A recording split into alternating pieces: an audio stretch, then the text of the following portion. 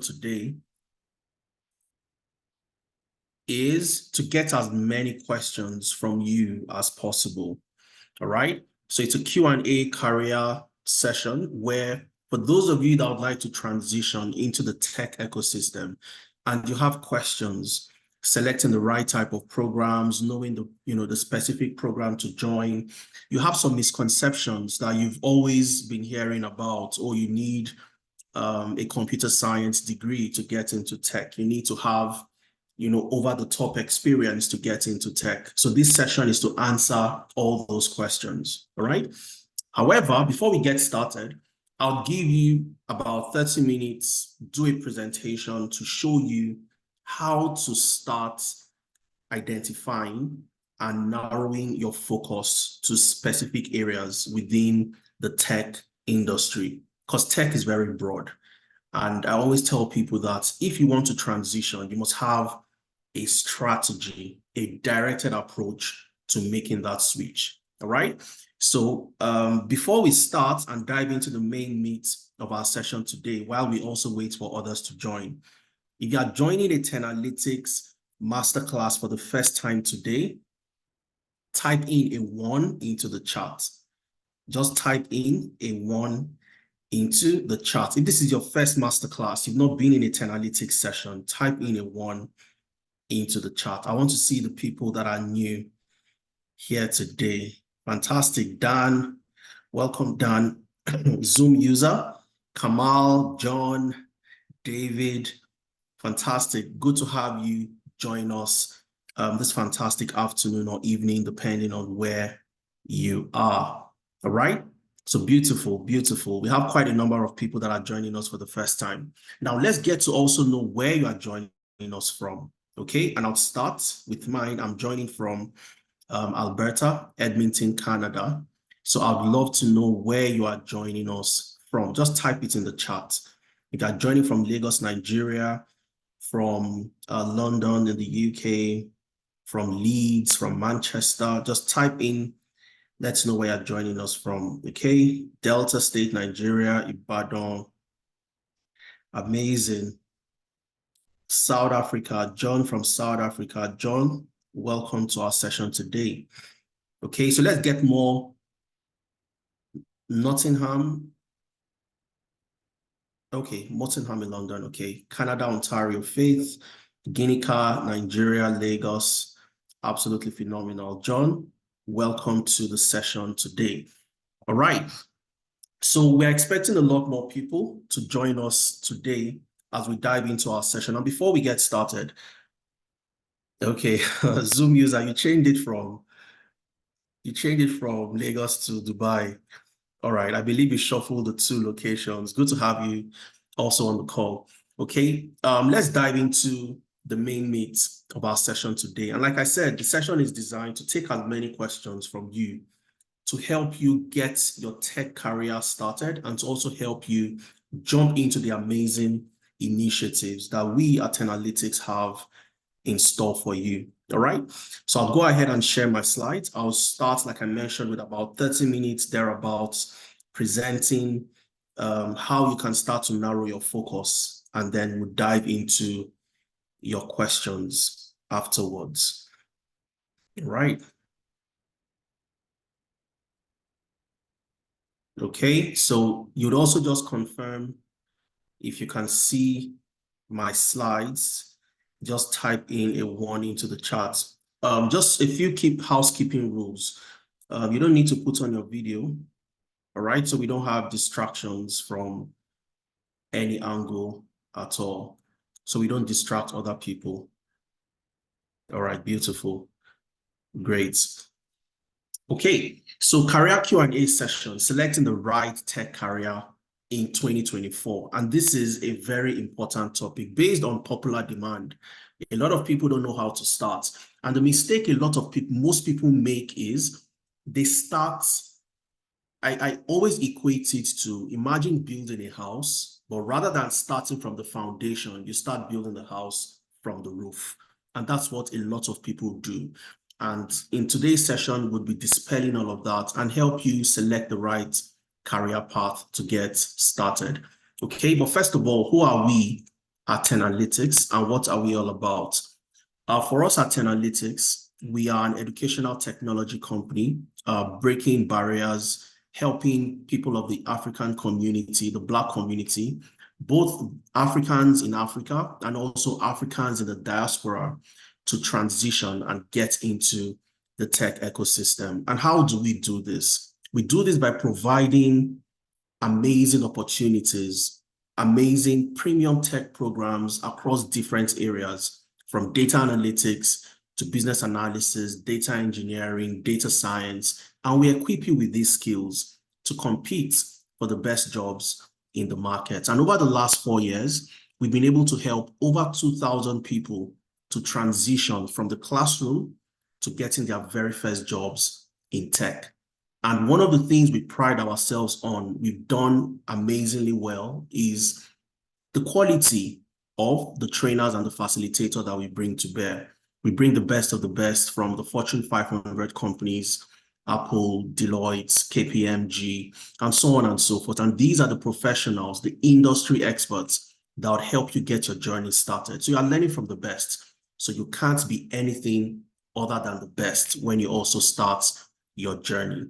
Okay, now just for those of you that are joining us for the first time, quite a number of you, I'm sure you now know what we do, who we are at Tenalytics. All right, now who are the brains behind Tenalytics?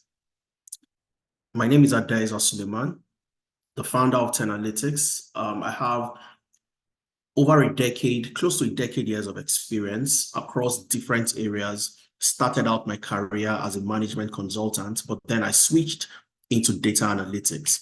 I'm a data analytics expert. I've worked as a data science consultant in the UK, in the US, and I've also worked as a data analyst in the business performance group with business performance departments with one of the largest energy conglomerates in sub-Saharan Africa.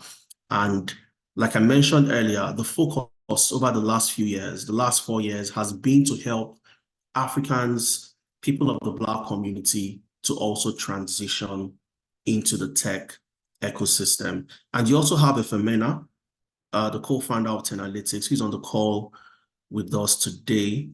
Ife, you want to go ahead and do a very brief introduction? Yes, 100%. So good morning, good afternoon, depending on your time, depends on your time zone, really. Good morning, good afternoon, good evening, your time. All right, so my name is Ifemena Ipro. I am the co-founder of Tenalytics. Over a decade experience in working in the data ecosystem. So myself and Adaiza started as management consultants. And I think this session is very, very important for people that are looking to get started in the tech space because, when we started, there was no platform like this where we could ask questions. Okay, what do I need to do? What do I need to learn in order for me to get started? So, our pathway to becoming tech professionals that you see today wasn't very smooth. Okay, it wasn't smooth. So it took myself about 2 years to transition from that role of a management consultant into the data ecosystem. All right. So, and the key question we kept asking ourselves, should it have taken us 2 years in order for us to get into the tech space? Should it have taken us 2 years? So now the key question you need to ask yourself also, should it take you so long in order for you to get into the tech space? And you see, that's what we're trying to achieve with Analytics. How can we get more Africans into the tech space? And that's exactly what we've done. So my experience spans, quite a number of roles within the data ecosystem, starting from data analyst, data scientist. I've worked as a data engineer. I've led different data analytics initiatives for top organizations in the UK, in the US, and now in Canada also. So that's my experience anyways. But the key question you need to know also is, the key thing you need to know is, my background was in economics, so I did economics for my first degree, and and that's I've been flourishing well in the tech space. So if you're looking to get started in the tech space, I will tell you for free, guys, you're in the right place. Okay, so you're talking to tech professionals that don't have any background in tech, but they are not in tech. Okay, and they're doing so well in the tech space. So thank you very much. I'll be coming back if you have any other questions to answer more questions. All right, cheers, guys. Adaiza, over to you, please. All right, thanks a lot. So you have absolutely phenomenal industry experts. Ifemena is also still going to be on board to take in questions that you would have as the session goes on. All right. Now, what exactly are we going to touch on today? We'll have 3 key phases that a session would run. Would first of all look at how to choose the best career path. Like I mentioned, tech is very broad, but how do you start to narrow down your focus to specific areas? We'll start from there and then would move into understanding the in-demand career path. Okay, understanding the in-demand career path and choosing the best career for you. And this is where you get to ask all the questions that you have. I would also introduce you to our upcoming program that we have coming up on the 6th of April. And we have an amazing, amazing scholarship called the IWD Scholarship. It's a scholarship where we want to bring in as many women into the tech ecosystem as possible, the International Women's Day Scholarship. However, the scholarship does not just go to the women, it's also extend to the men. But there is a specific number of men we are also looking to bring into the tech ecosystem, okay? And when we get there, I'll flesh it out a little bit more and walk you through what the IWD scholarship is all about. But let's start with how to choose the best career path in 2024. Okay, now it's always very daunting and people find it very difficult. And I've seen a lot of people make mistakes. They've come to me to say, oh, Adaiza, I'm currently doing this. I've been doing this for the last 2 years, trying to get a job. I've tried to do this. I've learned this, I've learned that. And the reason why they can't get a job is very simple.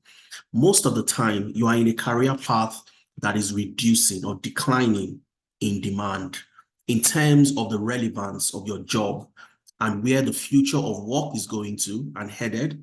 You really can't achieve much in the greater scheme of things in your current career path. So how do you narrow down the focus? And whenever it comes to tech, there are always different areas. And like I mentioned, tech is very, very broad. So you want to ensure that you know how to select the right career path for you. And it's always like a crossroad, different path you can follow.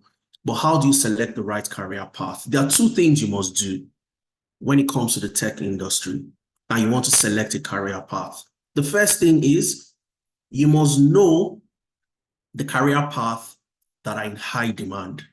Now imagine you are in accounting. Imagine you are a logistics officer, or you are in strategy in an organization, and you want to transition into tech. You ask yourself the question, would you just transition into any career path, or you want to be specific about the career path you transition into? Always having specific areas gives you the best outcome because you can focus your energy, focus all your resources to get that done and get it out of the way. Now, the second aspect is you must understand exactly what the role entails. Okay, so you know the career path that are in high demand and you can select one of them. You know what it entails. This is something I think I can do. And then you dive into that career path. And there is no better way or no better place to find out the right career path than a report called the World Economic Forum Future of Jobs Report. All right, and I'll be sharing that with you shortly. What I've done is to also keep the link for you.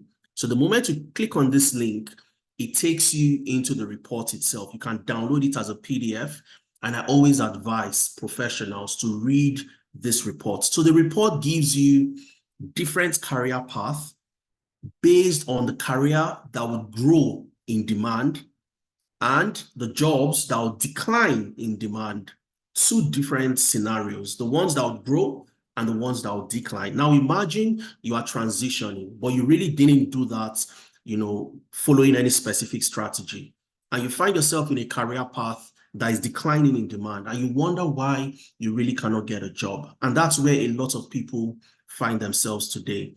Now, the Future of Jobs reports by the World Economic Forum is absolutely important for any professional to look at because the World Economic Forum comprises of politicians, billionaires, captains of industries, and so on and so forth. The most important people, that the drivers of the economy, they converge every year to chart the direction of the global economy. So when they come up with reports like this, it's always important that you pay close attention. And since 2016, they have been very accurate, predicting where the future of work would be in the coming years. Now, at the left-hand side, you have the jobs that would grow, the growing jobs at the left-hand side. You'd see this page, specifically splits into two areas. The left is for the jobs that would grow, and the right-hand side are the jobs that would decline.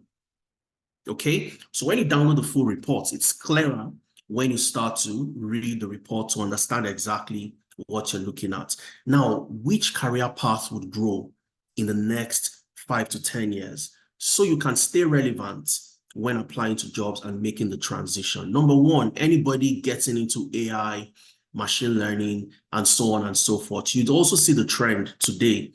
In today's world, it's the world of AI, it's the world of analytics, it's the world of machine learning. And you'd see new technologies like ChatGPT, Llama, Gemini, and so on and so forth, right? The large language models. So how do you also be a part of this? All right, so you have to know that AI, machine learning, is one career path that will grow in demand. Secondly, business intelligence analysts. And a business intelligence analyst is a role that is simply a derivative of data analytics. I'm just going to call it DA. It's a role that is a derivative of data analytics. So you have a BI analyst role, also one of the roles that will grow in demand. You have information security analysts, and these are the people that protect your data, they protect your network, they protect your information, they protect your systems, and they are the cybersecurity analysts. So you see a cybersecurity analyst, cybersecurity, I'm just going to write that there. And that's another career path that will grow in demand. Anybody in information security, including cybersecurity analysts. And of course, you can't talk about jobs and career path that will grow in demand without specifically mentioning data analysts and data scientists, all right? These are jobs that will grow, and organizations would always need data analysts, data scientists. Why? Over the last 5 years, the amount of data generated, 90% of the data generated in the last 5 years equates to, the data generated in the last 5 years equates to 90% of the entire data generated since the existence of the world. So 90% of the data we have today was generated in the last 5 years. Just think about that. So organizations are looking for professionals that can manage this data, store this data, handle the data, analyze the data, and help them understand the data. And that's where the data analyst, the data scientist becomes very, very important. We also move to the data engineers, and the data engineers are the people that make the data available. So when data is generated across different systems, who makes this data available? These are the data engineers, another career path that would grow very, very high in demand. All right, we move to the data architects. You also have the project managers, but not just any project manager, a project manager in the tech industry. And the project managers you'd find that are more niched and focused to the tech industry are the Scrum Masters. And the Scrum Masters are the people that implement, and they are the masters of the Agile methodology. So when you look at project management, you can't look at it broadly in the real sense of it. You have to look at the project management area within the tech industry. And those are the Scrum Masters, the people that work on building and developing all the different applications that you have today. They manage the projects to ensure that you have the Instagram, you have the Facebook, you have all those apps installed on your phone, and you get those regular updates from time to time. And of course, you also have the financial analysts. And the financial analyst, every organization would want somebody who can analyze their financial records, help them take investment decisions, and so on and so forth. So what we've done in-house at Tenalytics is to do our own analysis. Over the last 5 years, we gathered data from the major job boards. We analyzed to see the jobs that were in high demand over the last 5 years. And we juxtaposed that with the World Economic Forum reports, the Future of Jobs reports, to sort of validate the analysis we've done.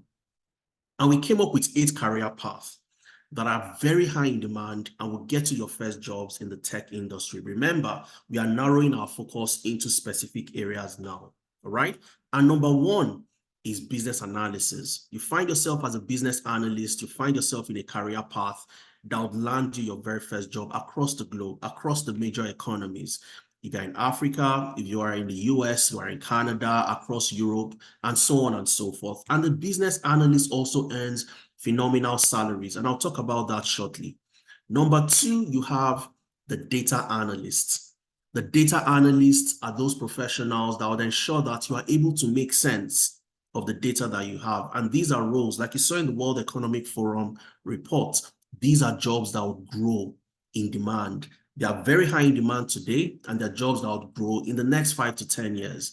So if you want to transition, you want to look at this career path and ensure that your transition strategy is in line with where the world is going and the relevance of your new career going forward. All right. You also have financial analytics. We saw the financial analyst, one of the career paths that will grow in demand, also from the World Economic Forum. You have the HR analysts.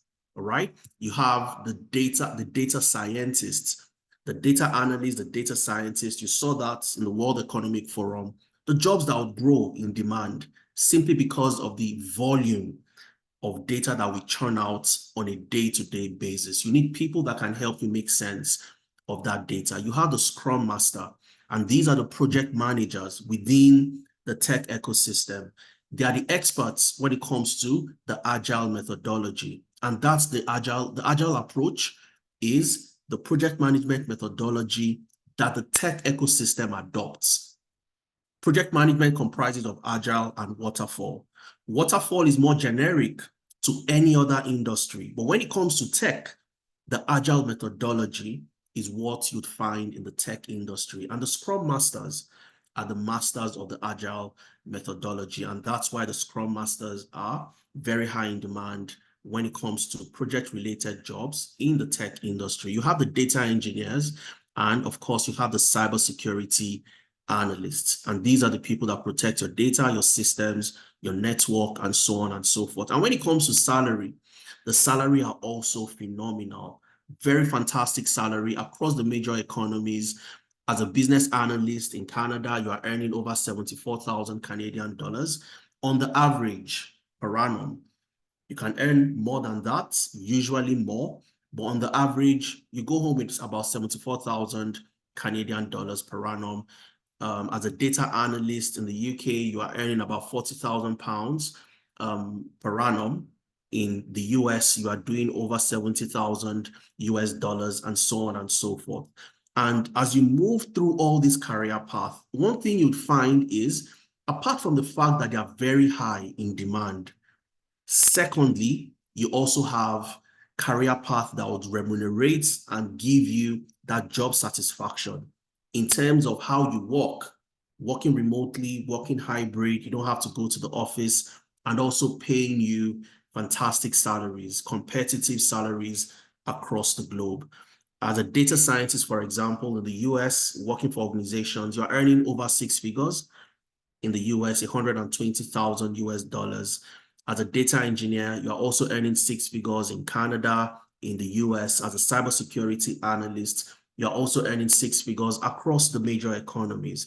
And this simply shows you that these are career paths you want to go into. You're not going to go into this career path blindly.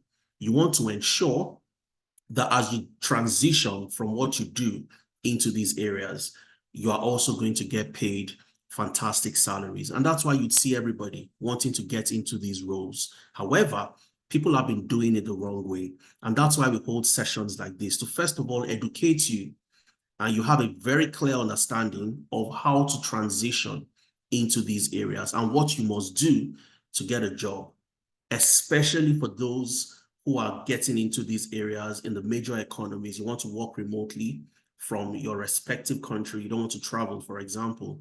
You want to work for some of the best, the biggest organizations. You want to earn in dollars, spend in Naira. You want to earn in dollars, spend in cedis, and so on and so forth.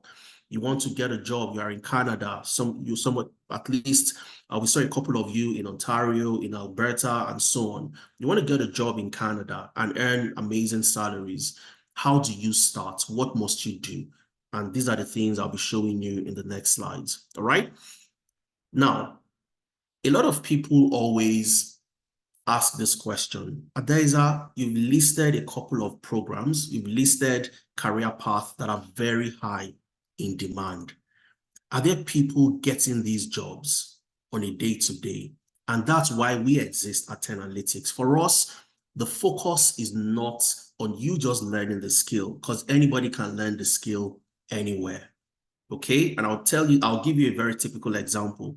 One of the major mistakes people make, they go online, they watch on YouTube, and YouTube is, you have so much information, right, at your fingertips. However, learning the technical skill and not having a structured learning approach puts you at a disadvantage, because you are learning things that are relevant, things that are not relevant most of the time. So you are spending time, you are wasting time when other people that have a structured learning approach are getting the jobs. Okay, so let's look at some success stories. Some people that started their journey like you, they joined a session, an educative session like this, they understood exactly where they were going, they joined one of our programs, and then today they are working in all the different career paths I just mentioned, and are doing fantastically well across different regions. And I'll start with the most recent, okay, Muhyiddin. Muhyiddin joined us last year in August 2023. Today, Muhyiddin works with BBX in the UK as a business development analyst. But I'll tell you how Muhyiddin was able to secure this job. Muhyiddin joined our data analytics program, all right? Just like a whole lot of you would also join. He joined our data analytics program, and just 2 months, within 2 months after completing the program, he was able to get this job with BBX. Muhyiddin lives in Lagos, Nigeria, and he currently works with BBX in the UK as a business development analyst, working remotely, earning in pounds and spending in Naira. And for those of you in Nigeria, I'm sure you'd understand the implication and what that means. With the exchange rates going crazy these days, imagine working for organizations in the UK and working remotely, and that's Muhyiddin. All right. So we're also going to hear from Muhyiddin when he started, when he joined the program. He joined in August. He completed his program in December 2023. And by February, just last month, he was able to secure this job, working as a business development analyst with BBX in the UK. All right. I'm going to come back to Muhyiddin because we're going to hear from Muhyiddin. So what I've also done is to inspire you to listen to people that have gone ahead of you and are doing amazing stuff. Things that always seems impossible, but you have people doing it because they've had a structured learning approach and they've also worked with the best in the industry. So we're going to listen to Muhyiddin, and at the end of today's session, you'll also receive the slides. So you have the opportunity to go back, listen to these amazing people, get to know how they transitioned and what they were able to do right, and what you can also learn from them. All right. Now, Muhyiddin joined data analytics. Today, he's doing a job where he's leveraging data to help the company acquire more customers. All right. Now, let's move to Abigail. Abigail got a job with the government of Alberta in Canada, the Ministry of Municipal Affairs, as a business analyst. All right. Abigail got this job. She started in January, 2 months ago. She got this job just 2 months, less than 2 months after completing the business analysis program with 10Analytics. Now, Abigail came from, when she got into Canada, she worked as a care worker in Canada. That was what she did. And a whole lot of people would relate to this easily because most people want to get that job. They want to get that job that would give them the opportunity to stay afloat while they get the job of their dreams. So as Abigail worked as a care worker, what she did eventually was to ensure that she took her career into her destiny into her hands. She registered for the business analysis program. And today, she currently works with the government of Alberta as a business analyst. And we're going to listen to Abigail and hear what Abigail has to say, how she was able to, get into this job eventually. All right. Okay, I can see some questions coming in. How do you find out about us? Okay.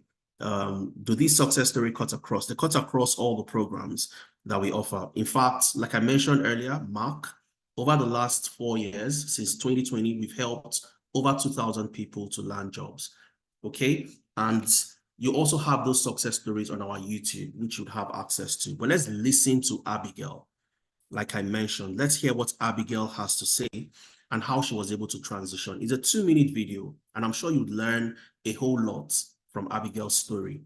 So sit back, relax, and let's hear what Abigail has to say.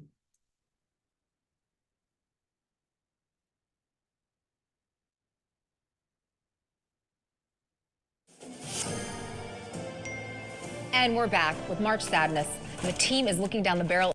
Hi guys, my name is Abigail Garga and I want to talk about my journey with Tenalytics and how it has helped me to ace my interview and eventually land that dream job that we always wanted.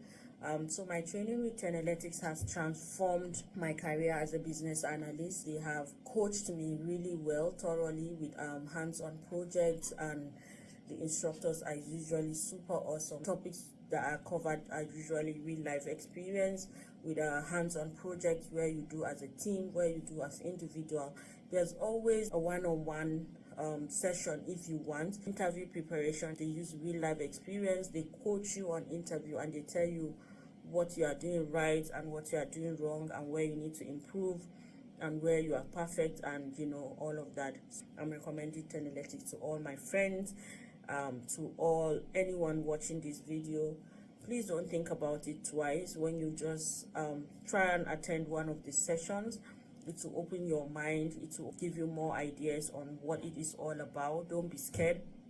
It was working with Tenalytics that gave me the confidence to apply for some job roles that I naturally wouldn't apply, because I feel those job roles are usually too big for me. Like, the name sounds so big, and Tenalytics makes me understand that you can do it as a business analyst. We all got the idea.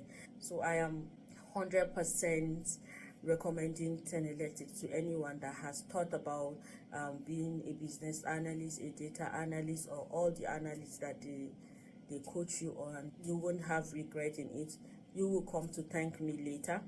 I am happy I joined Tenalytics. They help you develop your user stories on how to use scenario, on how to use real life experience to answer your interview questions, which is usually what helps you to ace your interview. I am so happy I joined Tenalytics, and I wouldn't have been where I am today without the coaching and help of Tenalytics. I personally would want to thank the coordinator. He's very good at doing his job.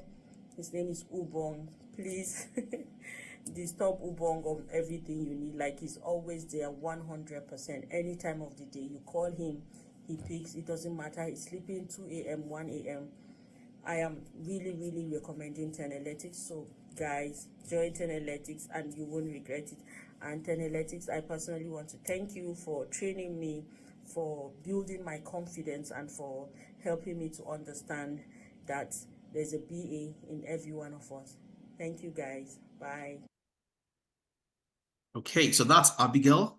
All right, like I mentioned, we're going to listen to Abigail and what Abigail has to say. Abigail, fantastic, amazing professional. Today, working as a business analyst. For somebody who has never done business analysis before, she currently supervises people, 2 people reporting to her, working with the government of Alberta in Canada. Okay. You heard from Abigail, you heard what she has to say, what she had to say rather, and how it goes beyond just what you learn in class. You have to know how to answer interview questions. There are other skills beyond the technical. The technical is a given. Every organization that puts out a job advert expects that people that would apply for those roles would have the skills. But beyond the skills, how do you set yourself apart? And that's where we do the best work. You heard when Abigail talked about the interview prep. We show you how to use real life experience, real life case studies to answer those questions, the mentorship sessions, and so on and so forth. Okay. I'm just going to move on to the next person. That's Ini. Ini is another fantastic professional. He joined our data science program, and today Ini got a job.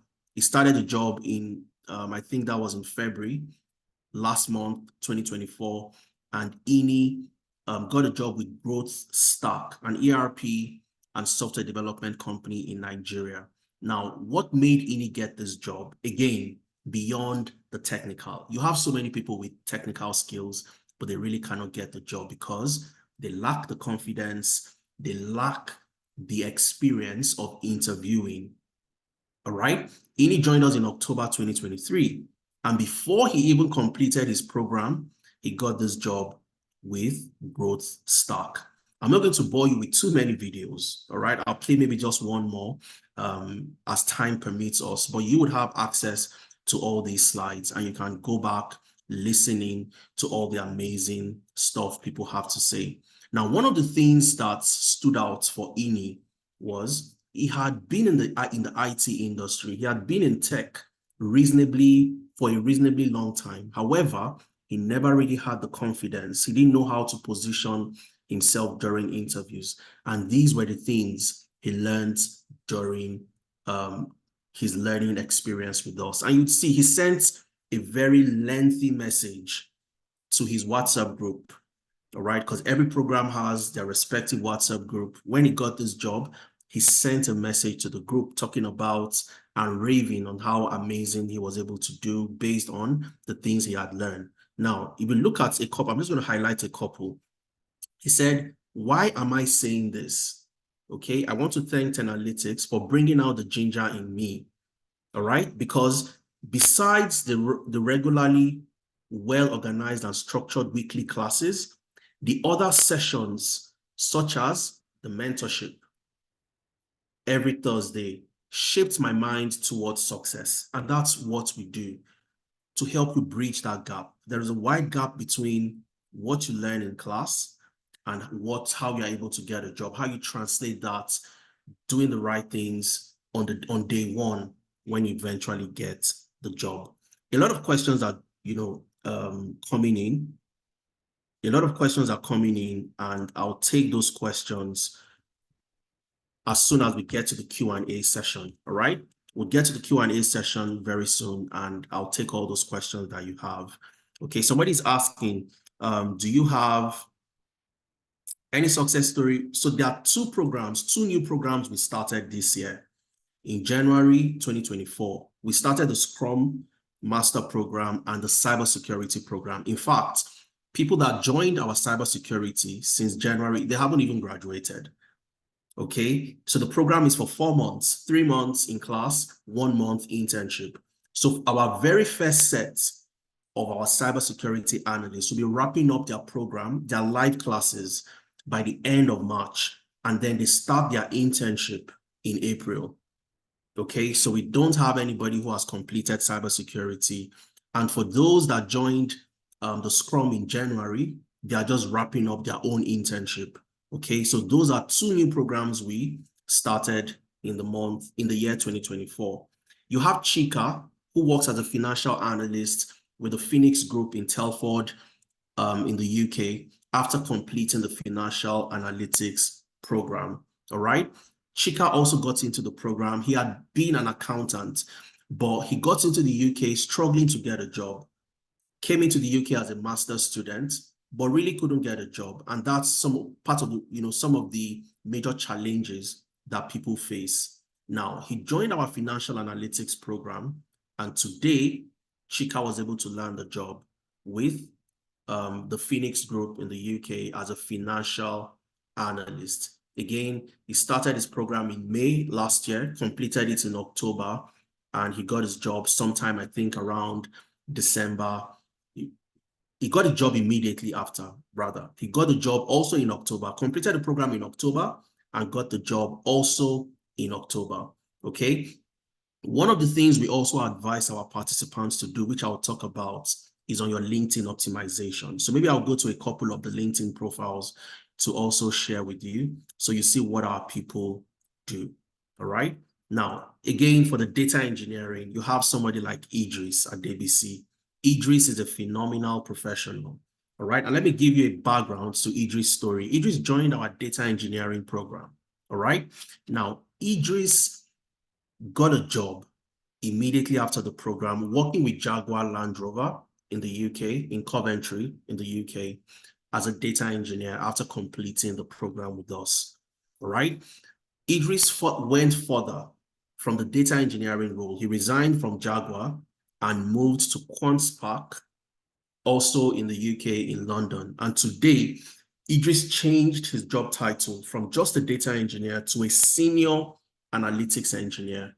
And for those two jobs, we provided references for Idris, we prepared him for the interviews, and we stood as referees for Idris to ensure that he was able to secure that job. Idris started this new role as a senior analytics engineer this year, January 2024.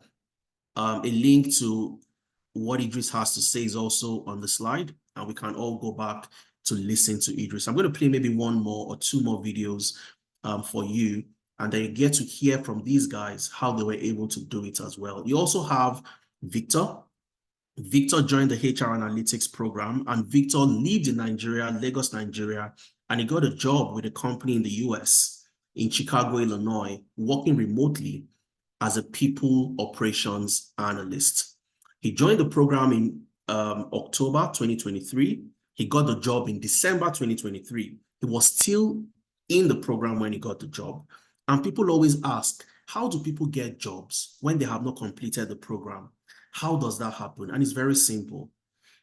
A lot of people and a lot of times, people wait until they have every single requirement before they apply to jobs. But from experience, we have seen and we know that organizations don't need all the requirements from you for you to get this job. So anybody that joins our program, we ensure that a month into the program, you start to apply to jobs. And that's why you have our participants 1 month into the program, 2 months into the program, they are getting jobs. And that was the case for Victor. He got a job as a people operations analyst working with Hugo in Chicago, Illinois, as a people operations analyst, working in Nigeria, earning in dollars, spending in Naira. He moved from that role to even a more senior role as a senior HR business partner with Tangerine Africa. And Victor is another amazing professional, all right? Now, let's listen to, Victor's video is a bit long, it's about 3 minutes. So I would want to play something that is a bit shorter for you, so you get to hear. So let's listen to Muhyiddin, okay? I think we can listen to Muhyiddin. You hear from Muhyiddin himself. Muhyiddin that got a job in the UK as a business development analyst, working remotely, earning in pounds, spending in Naira, amazing professional. Let's hear what Muhyiddin has to say. Very quickly, it's less than 1 minute, and then we move on to the next aspect of our session today.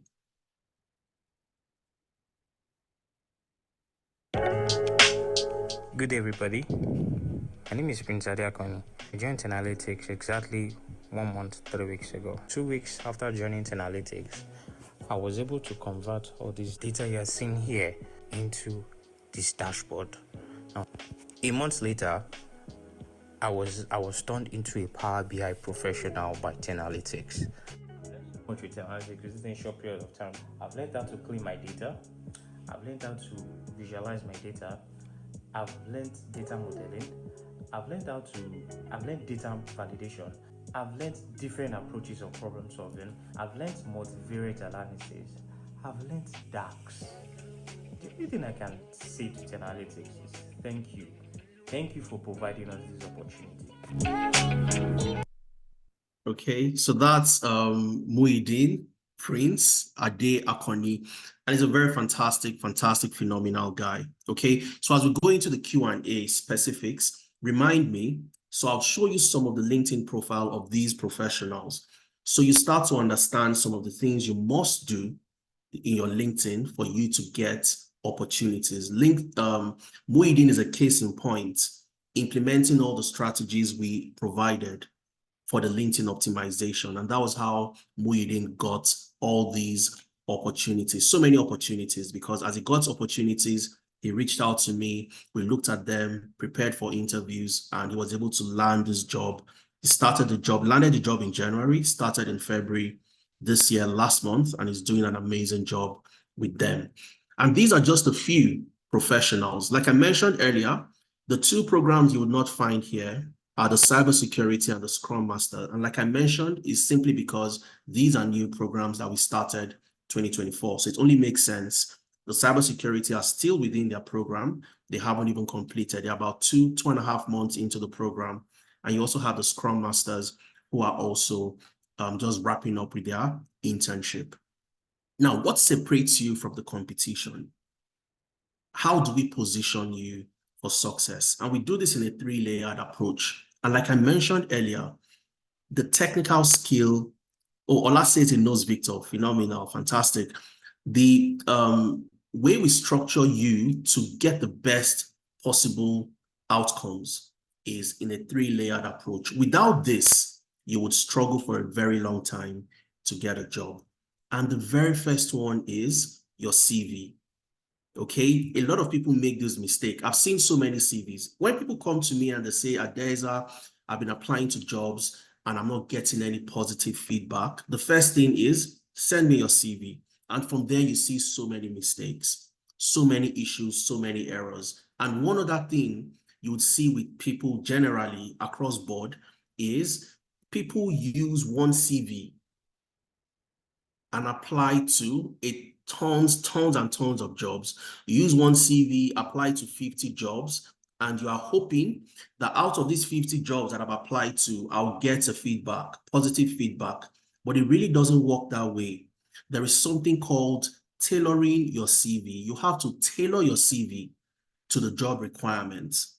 These organizations know what they want.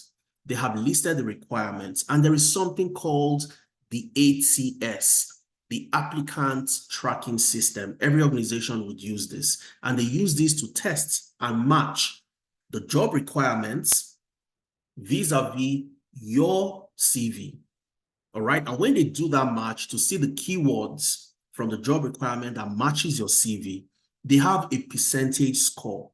Sometimes organizations would have percentage scores as high as 85% before they invite candidates into interviews. And this is the reason why you can't just pick a CV and apply to jobs and hope to get a positive outcome. So we work with you. We have sessions where we teach you, we show you, and help you review your CV.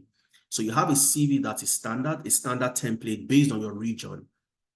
And the major CV format that gives you the best outcome is called the Wharton CV format, okay? The Wharton CV format. So you can Google this and you see the format. So you have a format where would show you the format to use that gives you the best outcome and how to structure your CV, how to do the job matching, how to tailor your CV to different job applications. And that's one very important thing that a lot of people don't do, and that's why they don't get positive results. We work with you on this, all right? Your LinkedIn optimization, okay? Remind me, like I said, to show you Muhyiddin's profile on LinkedIn and the reason why he was able to get this level of success after completing the training with us. And the major reason was simply because he had a very fantastic CV. Apart from the technical skill, like I mentioned, everybody expects you have the technical skill. But what would separate you from the pack for them to call you for that interview? And that's where your CV comes in and your LinkedIn comes in. We also have the Upwork optimization for those that want to work in freelancing roles, working for organizations across different regions as a freelancer. We build an Upwork profile for you if you don't have one. If you have one, we help you optimize. You have navigating the job market. And this is another very, very important session, all right? A lot of you are currently in Canada, different provinces. Most of you are also in the UK, in the US, in Nigeria, in Ghana, across Africa. And you really don't know some of the nuances of the job market in those areas. And that's why navigating the job market sessions becomes very important. How do you check based on your location for the average salary? So when you are answering questions on compensation, you know what to say, you know where the opportunities are, you know how to identify the companies that can provide you with certificates of sponsorship in the UK, for example, so you can get a tier 2 skilled worker visa. And these are the sessions that we have during navigating the job market.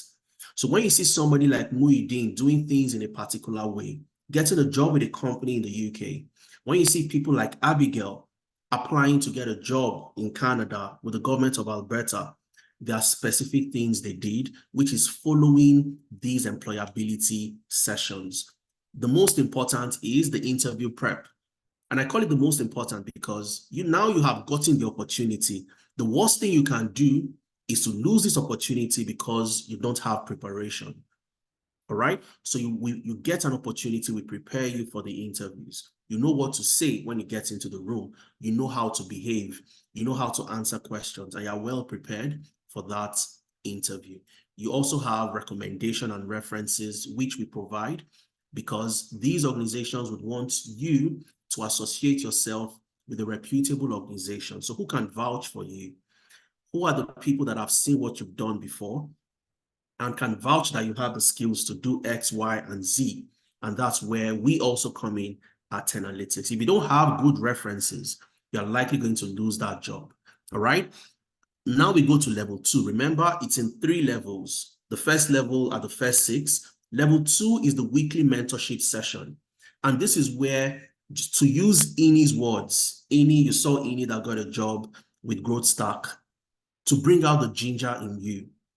A lot of people they have stage fright. A lot of people have that imposter syndrome. They feel they're not good enough. And a lot of people don't know what to do when they get into a room during interviews. Okay, how to have small talk, how to engage in conversations. When you are getting rejections in your email, you have somebody that is experienced and experienced enough to let you know that this is normal. It happens to the best of us, and you have to keep on going. And that's where the mentorship becomes very important. This was what helped Ini land his job, because he looked at himself and he was like, wow, I really have a lot within me that I'm not even using because I don't have the confidence. So we bring out the confidence in you during the mentorship sessions, which happens every single week. And of course, we also have on-the-job support. The on-the-job support is where we work with you after you've gotten the job and you need additional help. We don't leave you to yourself. Once you reach out to us, we work with you for 1 month until you have a solid footing on that particular role. And that's what the on-the-job support does. Now, the final level is something we started to do this year as well, 2024, which is a promise to our participants because of the experience and the amazing strategies tested and trusted over the last 4 years. We guarantee a job interview 1 month after you complete the training with us. It's a guarantee from us. With all the strategies we put in place, you will get that interview, all right? And once you get that, we prepare you for the interview to ensure you are able to secure that role, all right? So this here, from 1 to 8, the first level, the second level, and the third level are the reasons why all the success stories you would ever see associated with Tenalytics comes to reality. All right.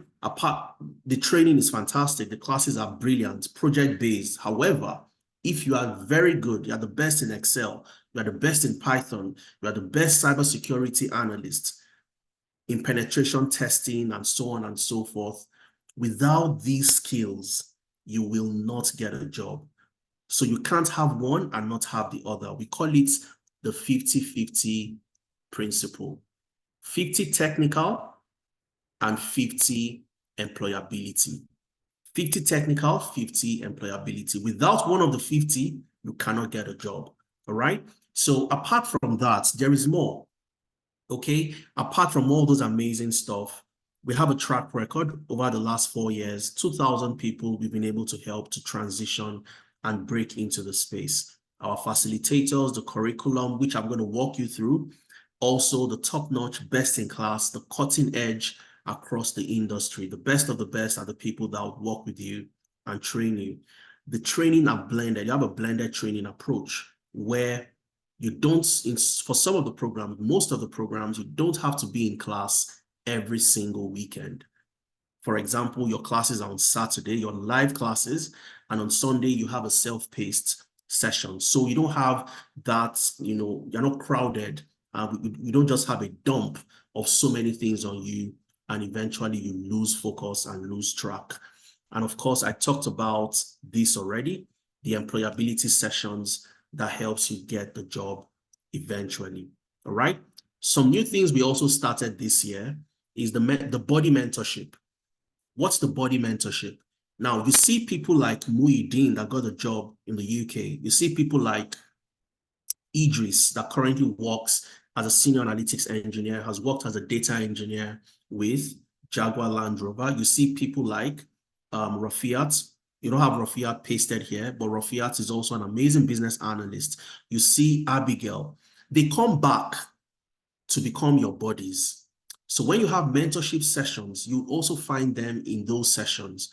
They help you answer questions. They help to ensure that you have that hand holding as you also try to make the journey, because they have just done it in the last, some of them got jobs last month, 2 months ago, 3 months ago. So it's easy for you to relate with them, and they can show you, tell you exactly what they did. So the mentorship is not just from me, not just from the industry experts, but also from people that have gone ahead of you to do the things you are trying to achieve.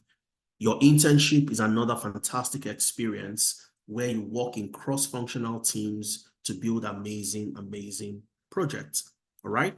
And we have partnerships with different recruitment agencies in the UK, in the US, in Canada, and recently also signed a partnership agreement with a company in Nigeria called Eden.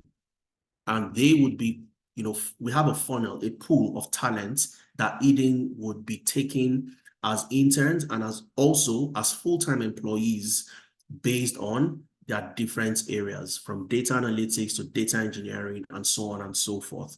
And these are the things we do to ensure that you don't just learn the skill, but you're able to put that into use, getting jobs in the tech ecosystem. So the transition is a lot more seamless. And in terms of the structure of the class, because a lot of you would ask, what's the structure? So it's more or less answering your questions before the questions even come up. We'll go to Q&A in the next 10 minutes, okay? We'll go to Q&A in the next 10 minutes. Ola says I'm guilty of the CV thing. I did the same too back in the days. I used one CV and I used that to apply to 100 jobs. In fact, what I used to do then is I'll go on LinkedIn and this Easy Apply. I use Easy Apply and I would apply to over 100 jobs, and I'll be very happy that no matter what, one of these jobs must come through. But guess what? I get rejections all through. And it can be very depressing when you apply to so many jobs and you get rejections. And the reason is simple. Your CV just does not cut it, okay? And you must do something to your CV, all right? So what's the structure of the class? What's the duration for all the programs? So we've talked about the business analysis, data analytics, financial analytics, HR, the data science, the Scrum, the data engineering, and also the cybersecurity. Let's start with the business analysis. As a business analyst, it takes you 4 months to transition and get all the skills you need and get started in your journey into business analysis. Abigail and all the other amazing professionals went through the same curriculum, the same structure, and they were able to land amazing jobs, all right? You spend 2 months in class. project-based class for 2 months, and you spend another 2 months working on projects during your internship. So you learn for 2 months and you intern for 2 months. So you're not just learning theories, you are working on projects, all right? And you'd also work on another project where you would build a web application for an organization, okay? You will not build it yourself as the business analyst, but you would manage the project.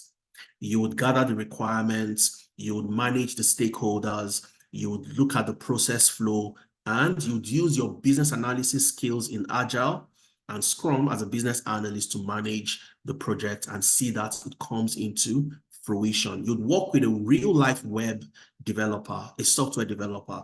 You'd work with other professionals to help bring this project to life. And these are the things that gives our participants the edge when they get out there and they talk about the projects that they have worked on. It is real-life based, and recruiters can see if all you know is theories. A ton of the people that come to us, they have business analysis certificates, but they cannot get a job with that because certifications would never get you the job. Your experience and your skills would get you the job. And how do you build experience? How do you build skills? By working on real life projects, right? Data analytics is also for 4 months. The structure is a bit different from the business analysis. You learn for 3 months in class, project-based learning, and you intern for 1 month. I'll break down the internship and show you some of the projects currently ongoing in the internship. So you see how amazing the experience is. For the data analytics program, to become a data analyst, you're having your live class on Saturdays. So your live class is on Saturday, okay? Just like the business analyst, you have live class on Saturday and Sunday, and you have the classes tailored to fit your time zone. It doesn't matter where you are, all right? If you're in Nigeria, if you're in the UK, you are in Canada, you have a time that would fit your time zone, all right? For example, in the UK, Europe, Africa, your class starts at 11 a.m. to 2 p.m. on Saturdays. And for those in the US and Canada, a different time zone entirely. Your class starts from 10 a.m. to 1 p.m. Mountain Standard Time. Okay, so if you're in Canada, Mountain Standard Time is the Alberta time zone, okay, which is usually 2 hours ahead of Ontario and some other provinces as well. Okay, so you have a class that fits your time. It doesn't matter where you are. Also on Sundays for the business analysis, 2 p.m. to 5 p.m. if you are in Africa, you are in Europe, you are in the UK. If you are in Canada, in the US, your class is from 12 to 3 p.m. Mountain Standard Time. For the data analytics, the timing is a bit different because you don't have a live class on Sunday. On Sunday, you have something we call the Watch Me Do It. It is self-paced class where you get your bite-sized videos in your classroom, you watch those videos, learn the concepts, practice, and do what you see in the videos. And on Saturday, you have a live class with a live trainer, a live facilitator to walk you through projects, all right? And of course, just like the BA, you have classes that fits for the different regions depending on where you are. Financial analytics, similar to the data analytics. 4 months learning journey, 3 months project-based, 1 month internship. All right, your classes are on Saturdays. You have 2 classes based on your region. If you're in Nigeria, you are in Ghana, you are somewhere in West Africa, you're somewhere in Africa, in Europe, similar time zone, you join the class that starts at 11 to 2. If you are in the US, you are in Canada, you join the class that starts at 10 a.m. to 1 p.m. Mountain Standard Time. So you have a class that fits your schedule. On Sunday is also the self-paced class, all right? Same with the HR, just like the financial analytics, similar class structure, similar class duration, flexible timing, no live class on Sunday. Your live classes are on Saturdays, and it doesn't matter where you are, you have a class to join, all right? Also, same with the full stack data science program. You want to become a data scientist, 4 months learning journey, 3 months project-based classes, 1 month internship. All right. Classes are on Saturdays and Sundays. Saturdays for your live class, Sundays for your self-paced watch me do it class, just like the data analytics and the rest and the others. So you have that blended learning. You don't have to be in class every day where you have too many things you have to learn, and you can learn at your convenience. What people do most of the time for the Sunday sessions is they watch their videos and break it down even into the week. So they watch a portion on Sunday, they watch a portion on Monday and on Tuesday, and it's easy and flexible for you to learn that way, all right? The Scrum Master program is for 2 months, 1 month learning in class, and 1 month internship. So you see the internship where the business analysts would manage the project on building the web application. The Scrum Master would also be on that same project, managing the agile development, the agile approach for that particular project. So the business analyst would work with the product owner, would work with the Scrum Master, would work with the software developer, and so many other stakeholders, all right? For the Scrum Master program, classes are 11 a.m. to 2 p.m. And on Sunday, you have another live class on Sunday from 2 p.m. to 5 p.m. All right? Data engineering is for 5 months. 3 months in class and 2 months internship. All right? Classes are on Saturday. Your live class is on Saturday. 4 p.m. to 7 p.m. if you're in West Africa, or you are in the UK, you are in the UK, that will be 3 p.m. to 6. If you are in West Africa, that'll be 4 p.m. to 7. And if you are in the US, you're in Canada, that's 8 a.m. to 11 a.m. Mountain Standard Time. On Sunday, you don't have a live class. You have a self-paced watch me do it class.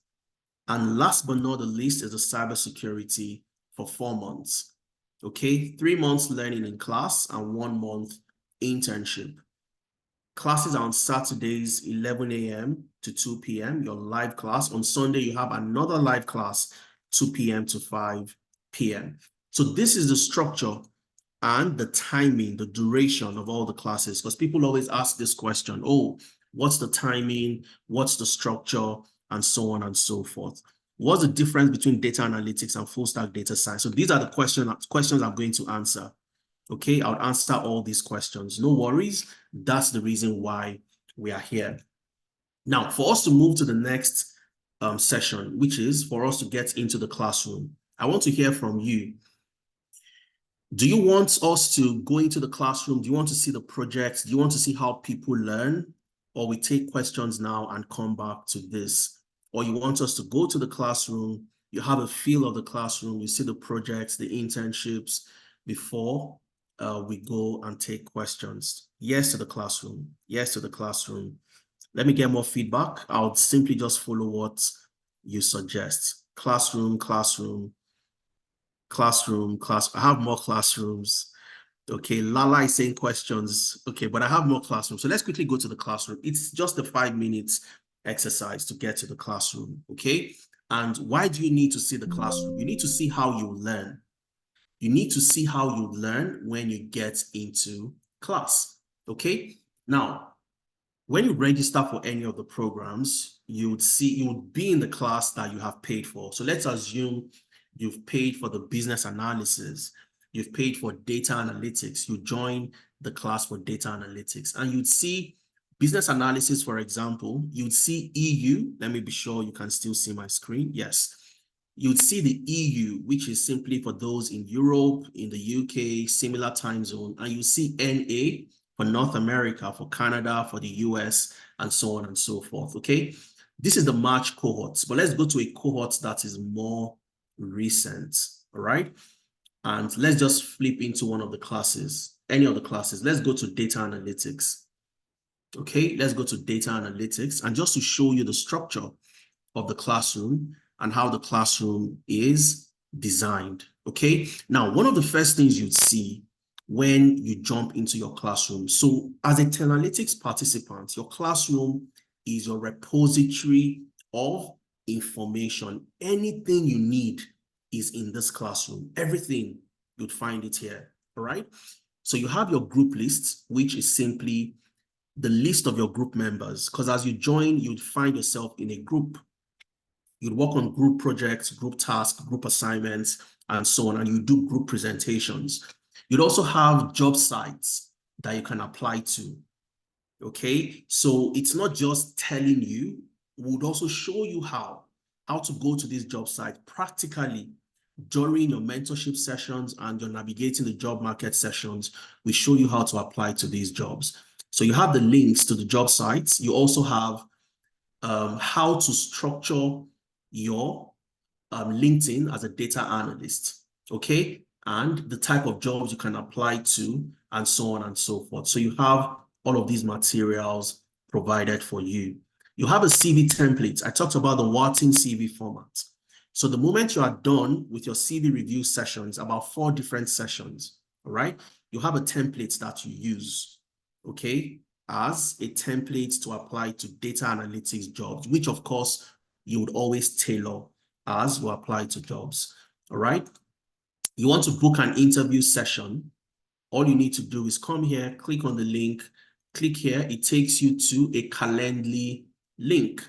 You select your dates, select your timing, book your session, and you have somebody who would come to prepare you for an interview. And most importantly, you have your application tracker.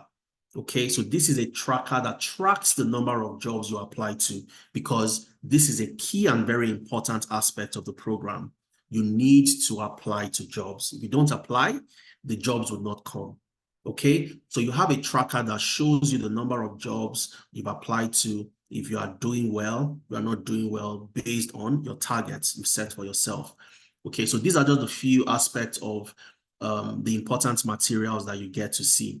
But let's go to the very first class for these cohorts. This is the February cohorts, those that started in February, and they've covered quite a number of things. Your very first class, which is problem solving in the data analytics cohort, what makes this very amazing is once you are in the program, you don't miss anything. And what do I mean by that? Every single thing that was done in this problem solving class, you have the materials, you have the class slide, okay, what was done in class, the slides, you have your facilitator, problem solving, and the very first thing you start with is what is data. So this is the reason why our participants do very well, because unlike the way other people learn on YouTube, the way they learn on other platforms, you learn by building the roof of the house first, instead of starting from the foundation, just like I said at the beginning. However, the way you learn with us, your first class is not about diving into Excel. It's not about diving into a tool and start analyzing. No, you need to have the building blocks. You need to start from the foundation. You start with what is data, the types of data, data analytics, types of data analytics, and so on and so forth, okay? Now, if you miss this class for any reason, all the materials are here for you. You come in here, you can download the slides, you have access to the class recording. Click on the link to the class recording, you have access to the class recording. You have your Excel. So this problem solving will be your very first class on a Saturday, right? A live class. So you have the class recording for those that missed the class. Every single class, live class is recorded for the benefit of reference. You want to go back to what was done in class, all right? Then you start with your Watch Me Do It video, which is on Sundays, where you have your, Watch Me Do It videos, you have your data sets, you have your slides, and so on and so forth. Now, one other very important thing before I move out from here is the drop-in session. And I want to touch on this because this is the reason why a lot of people struggle and they drop off from so many training programs. I've been in training for almost the entire duration of my professional career. So I know exactly the way adults learn, andragogy, and what you need to deploy.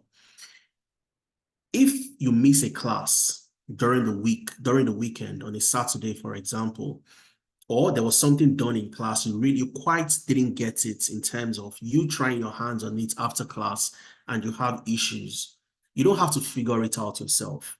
All you need to do is join the drop-in session during the week in the evenings when you probably would have come back from work, or if you are a student, you are back from class, and then somebody would join this drop-in session. A real person would work with you to look at the problems you have and tell you exactly what to do.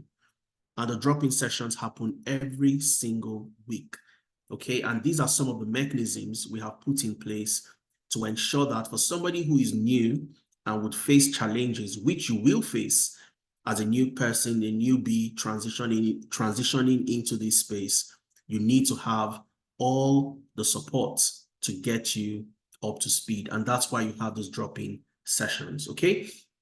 Now, one of the amazing stuff we do, we also do interview simulations.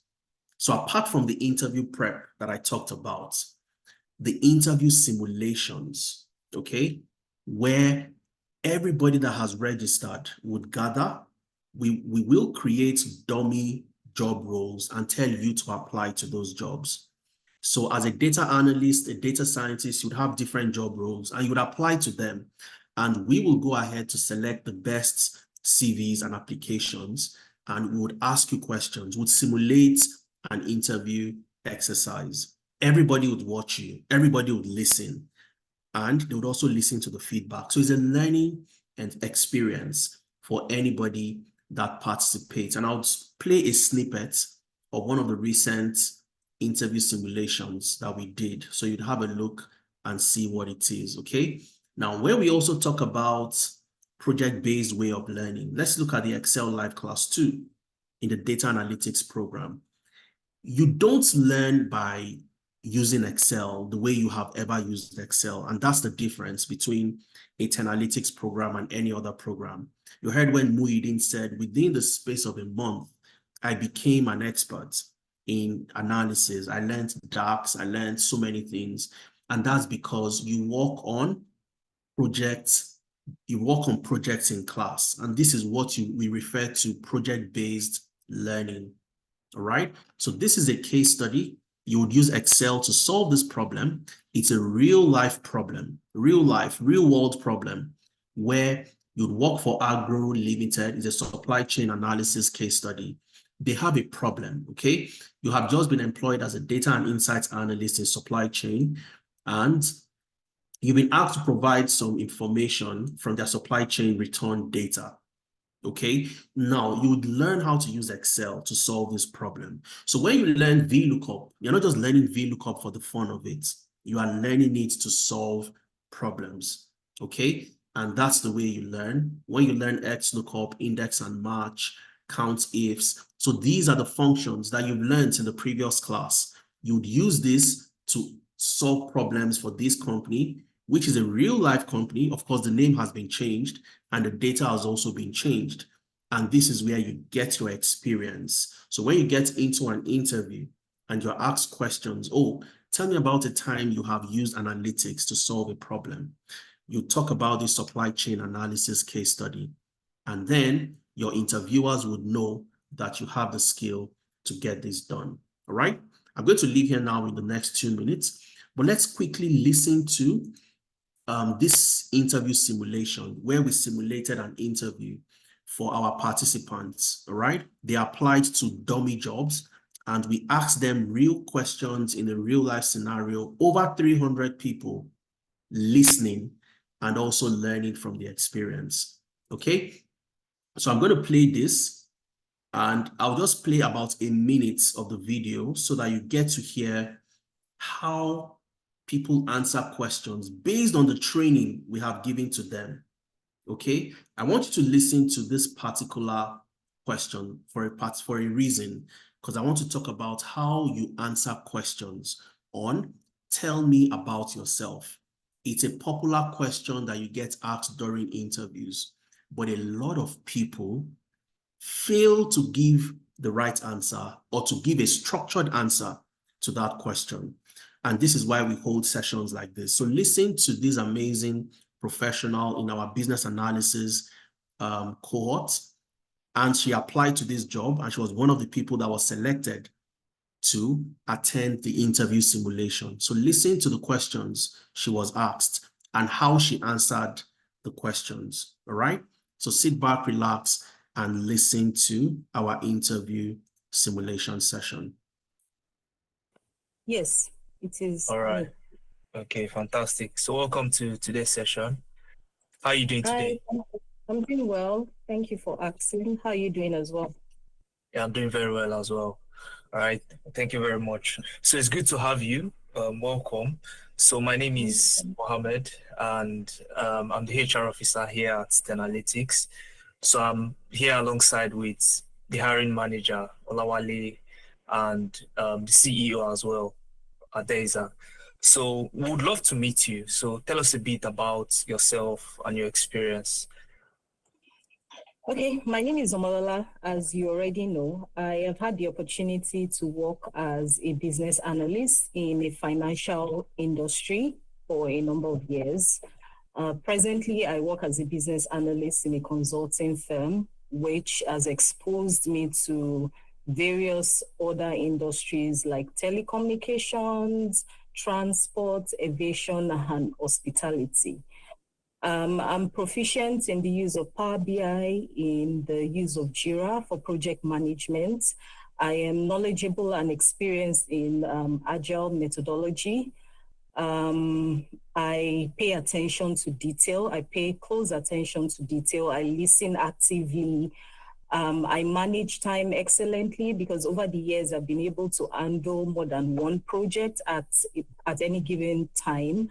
I communicate excellent. I have an excellent presentation skill when it has to do with presenting a solution to management, because this is something that I've done over the years and I do very well. I approach everything I do with an excellent mindset and give my best to everything I do. Thank you. Okay, now I want to ask you, when you get asked the question, tell me about yourself. I've seen different types of answers. Now, the structure of Omolola's answer is what we refer to as the SEAT approach. I'm going to type that in the chat. The SEAT approach, okay? And I want you to type it after me. The SEAT approach, type it into the chat. The SEAT approach, type it into the chat. This is one thing you learned from today's session, SEAT, the SEAT approach, okay? SEAT approach. Now, what is the SEAT approach? Brilliant. Thank you very much, guys. Absolutely fantastic. What is the SEAT approach? S is for skills. Okay, I think I'm just going to write it so that everybody gets it. And if you don't answer the question in this manner, when you get, oh, let's get to meet you, let's get to know you, tell me about yourself, and you don't answer it the way Omolola has answered, the way Tenalytics would teach you, you would have a problem getting the attention of your interviewers, all right? Now, the SEAT approach, SEAT, is S is for skills. You start with your skills. E is for experience. You talk about your experience. A is for achievements. You talk about your achievements. And T is for your type of person. So when you heard Omolola talking about where she has worked in aviation and so on, she talked about understanding how to use Jira, Power BI, and so on and so forth. I can work on multiple projects because I've done that before in so many organizations. She also talked about the fact that she's dynamic, she's detail-oriented, and she pays attention to and, you know, answering questions, listening actively, and also, you know, doing all those stuff. That's Omolola simply leveraging the SEAT approach to answering the question, tell me about yourself. Okay, like I said, some people get asked the question and what happens? They say, oh, my name is Adeza Suleiman. I'm the first son of my family. I'm from Nigeria. My local government is this. And they start to ramble on and on and on. And you lose the attention of your interviewers when you do this. So you must have an approach. And that's what we refer to as the SEAT approach. And that's Omolola answering questions. And these are some of the things you are going to do during your mentorship session, okay? So again, you have your CV review sessions. You have your body mentorship. I talked about the body mentorship where we bring in people that have done, they've gone ahead of you, all right? People like Abigail, people like Muideen and so on. They come back to mentor you. You have your CD review sessions, Excel Live Class 3, and all your live classes are always what? Project-based. Always project-based. This particular project is a customer demographics and preference analysis case study for a company called Meko Retail Incorporated. All right. So you are not just doing Excel, like I mentioned, you are learning Excel by solving problems for real organizations and real problems that organizations, currently have. And that's the way you learn with us. And once you are done with Excel, you have a capstone project and you have a dashboard presentation. All right. You have a case study presentation before you start your next Power BI session. So you can see the session that says seat and star approach. All right. And this is where you learn the seat approach. You learn the star approach in answering how to introduce yourself is for seats. The star approach is how to answer competency-based questions. Okay. Now, the last thing I'll do here is let's take a sneak peek into the internship currently ongoing. All right. So when we talk about the cross-functional experience you are going to gain from the internship, this is an internship where the data scientists and the HR analysts are working together to solve a problem. Okay. This is the internship for March. They started their internship this March, and you'd see where they are working on this project. So you can see the DS, which is data science, HR, the HR analyst, March internship. Let's look at the projects they are working on, all right? You see the amazing stuff they are doing. So I'm going to click on the first link, click on the second one, and very quickly, we are done with this, and we go back to answering questions for the rest of the session, okay? So let's see one of the case studies. Welcome to our Employee Turnover Analysis Project. As an intern joining our team, you will play a vital role in contributing to our efforts to understand and mitigate employee turnover within our organization. This onboarding material will provide you with an overview of the project, its objectives, and your role in supporting its success. Employee turnover poses significant challenges for organizations, including increased recruitment costs, loss of productivity, and potential negative impacts on company culture. Our organization is committed to understanding and mitigating employee turnover to ensure a stable and engaged workforce. The Employee Turnover Analysis Project aims to leverage data analytics techniques to identify underlying factors contributing to employee turnover within our organization. Employee turnover rates are higher than desired within our organization, leading to disruptions in operations and potential talent gaps. We lack a comprehensive understanding of the factors driving employee turnover, making it challenging to implement targeted retention strategies. Therefore, there is a pressing need to analyze employee data to identify key drivers of turnover and develop effective retention initiatives. Employee turnover refers to the rate at which employees leave a company and need to be replaced. Our project aims to analyze the factors contributing to employee turnover within our organization and develop strategies to reduce turnover rates.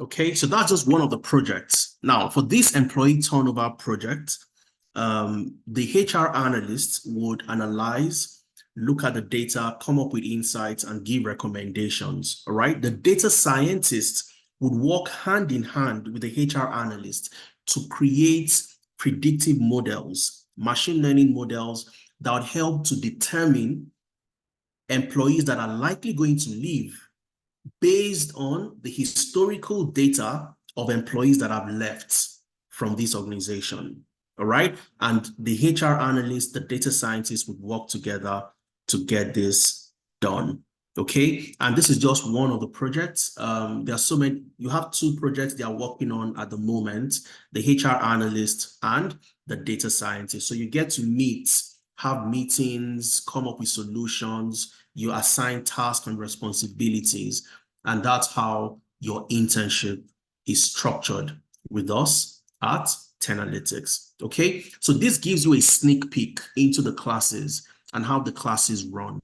You can see the Scrum, you can see the cybersecurity, and so on and so forth. And everybody's doing amazing, amazing stuff in the program. The next cohort starts on the 6th of April, 2024. In about 2 weeks from today, we have a new cohort that would start. And we have a scholarship currently ongoing that we are making available to everybody that is interested in being a part of the program. And the scholarship is called the IWD Scholarship, the International Women's Day Scholarship, which gives a whopping 50% across all the programs that we offer, from business analysis to cybersecurity to Scrum to data science, 50% discount across all the programs. All right. We had the same initiative last year, 2023, and this was, published by Tech Cabal, where they talked about EdTech platform Tenalytics grants tech scholarships to 300 women.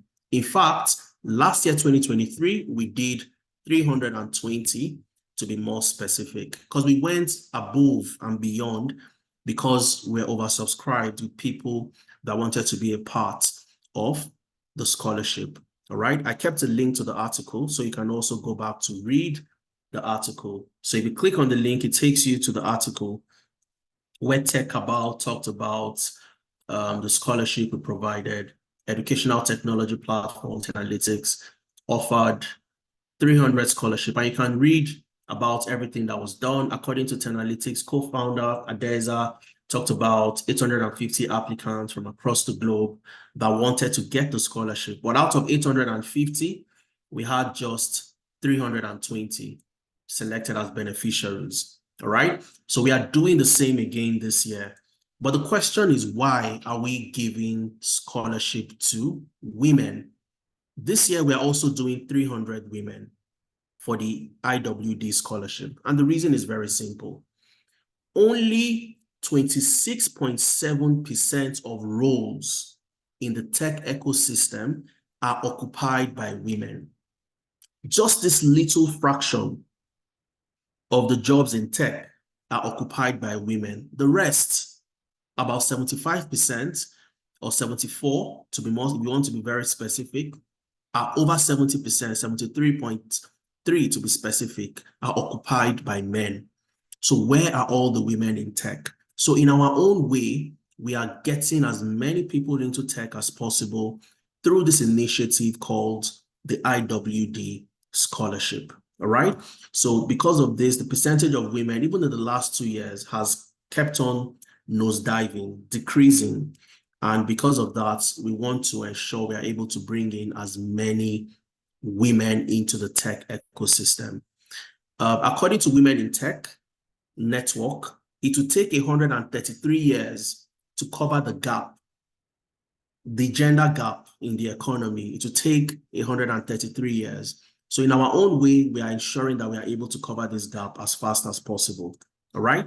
And we are giving 300 scholarship, 50% scholarship to 300, the first 300 women to be a part of the program, and also 50 men. So 300 women and 50 men. Okay. Now, why are we including men? The answer is very simple. Only about 26% of the roles in tech are occupied by women, meaning that most of the roles are occupied by men. The men hold the leadership positions. They are in the position to serve as mentors, to serve as allies to these women, to get as many women into tech. So we are bringing in 50 men to also partake in the scholarship, 50% scholarship, and these men would serve as mentors. They would serve as allies, helping to drive the inclusion of women in tech. Okay, the theme for the International Women's Month this year is inspiring inclusion. So we want to create a group, a crop of men that would inspire the inclusion of women in tech. All right. Now, how do you take advantage of this? And this takes us to the scholarship the amount, the discount you have to be a part of the program, and then we take questions. To be a part of the discount for the first 300 women and the first 50 men to join the cohort that will start on the 6th of April, joining any of the program, you get a 50% IWD scholarship.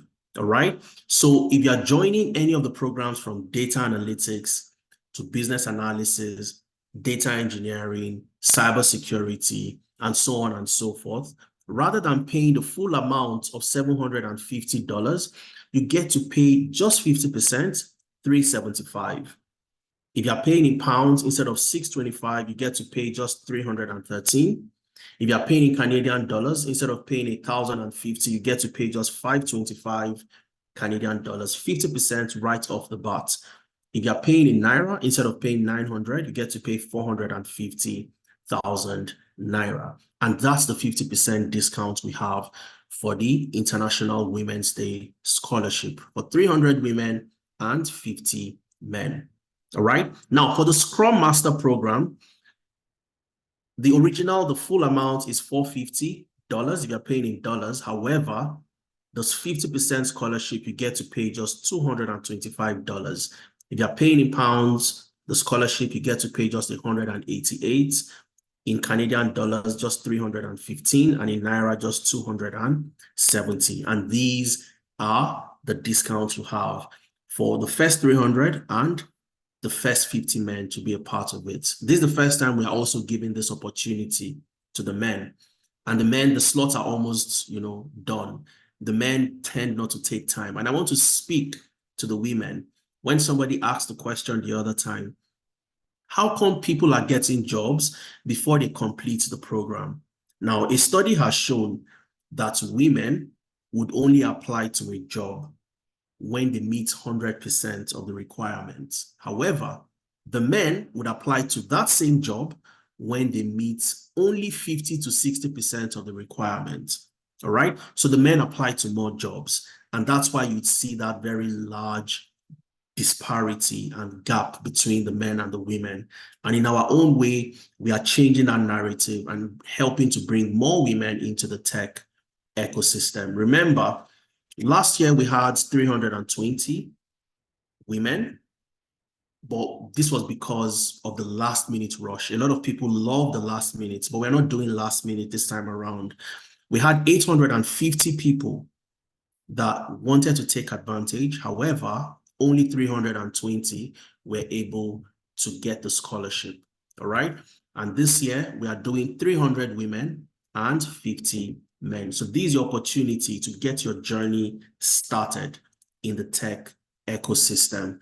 Okay. The cohort starts on the 6th of April, 2024, in about 2 weeks thereabout from today. And this is your opportunity to ensure that you are part of the people that take advantage of the scholarship. Okay, I'm going to take questions before we start to wrap up. Okay, so let's take your questions. If you want to speak, you can raise your hand. I'm going to allow you to unmute yourself. If you want to send your questions to the chat, I'll take your questions from the chat, and let's have a conversation around the burning questions that you have. Okay. So let me start with Muiz, because I can see Muiz's hand is up. So Muiz, I'm going to ask you to unmute yourself, and let me get to hear from you, Muiz. Hi, Adeze. Good evening. Good evening, Muiz. How are you doing today? Yeah, I'm good. Please, I have just 2 questions. Go ahead, please. Yeah. Although I have taken data science training with you guys, I think last year or so. So Okay. I want to take another course, but I'm torn between business analysis and data engineering. So I just want to ask, which one is more of a complement between business analysis and data engineering? Fantastic question. You That's took my the first data question. science, correct? Yeah. Okay. And my second question is, in the business analysis timing, that is the timing you shown earlier in the flyer, Yes. for Sunday, there was time of lecture for Sunday, but in the other programs, there's just watch me videos for the other programs. Does that mean there will be a lecture on Sunday for business analysis while the other programs are only watch me videos? Yes. Okay. Very good questions, Moise. Let's start from your second question. All right. Not all the classes, not all the programs have classes, live classes on Sundays. Okay. So let me call it live classes. So you have a self-paced class for some of the programs, like data analytics, for example. All right. I'm sure you also had the same experience in the data science program. On Sundays, you don't have a live class. However, for the business analysis on Sundays, you have a live class, all right? And the reason is very simple. Now, the business analysis program is for 2 months rather than the 3 months like you have for data analytics or data science, okay? That's number one. Number two, the business analysis role involves, a lot of project management as well. All right, so you're going to learn all the different project management methodologies, the agile framework, and so on and so forth.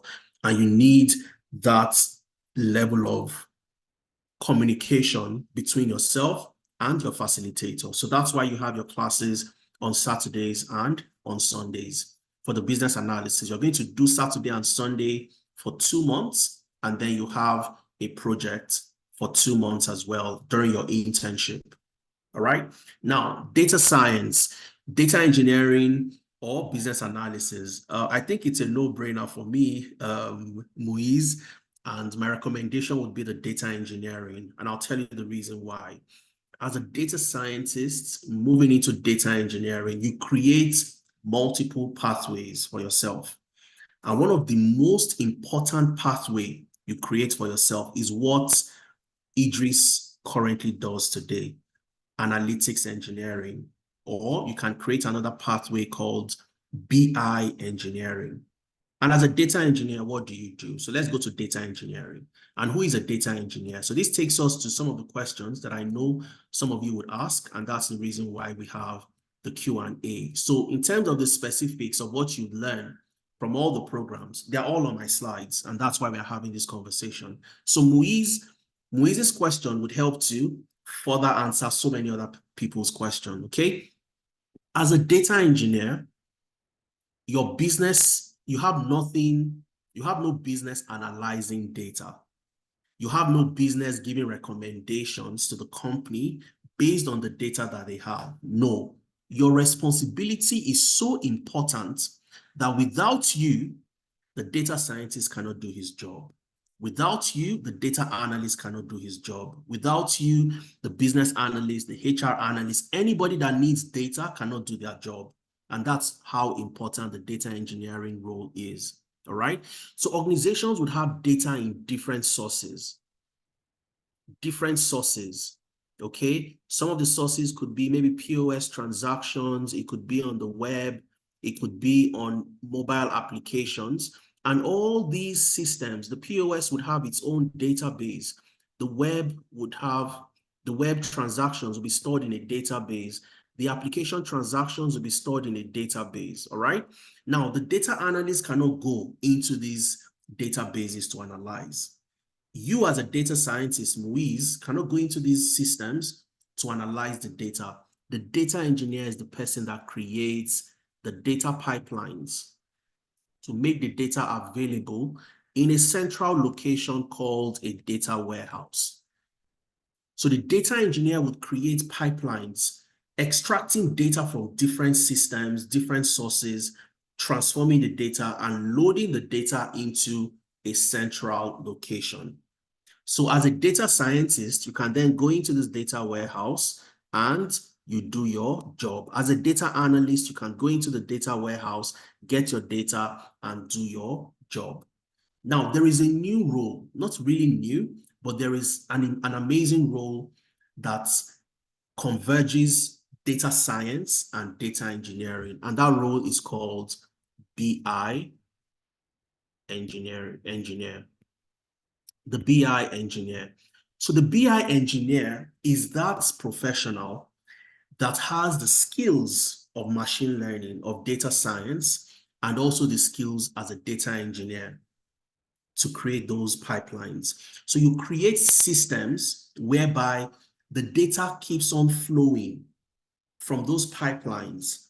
And at the same time, you create your analytics reports using Tableau, for example, or using Power BI to create those reports. So as the data is moved from all these systems, the POS, the web, the mobile application into the data warehouse, you also create a BI report from these data, invariably automating the entire process. And that role is called the BI engineering role.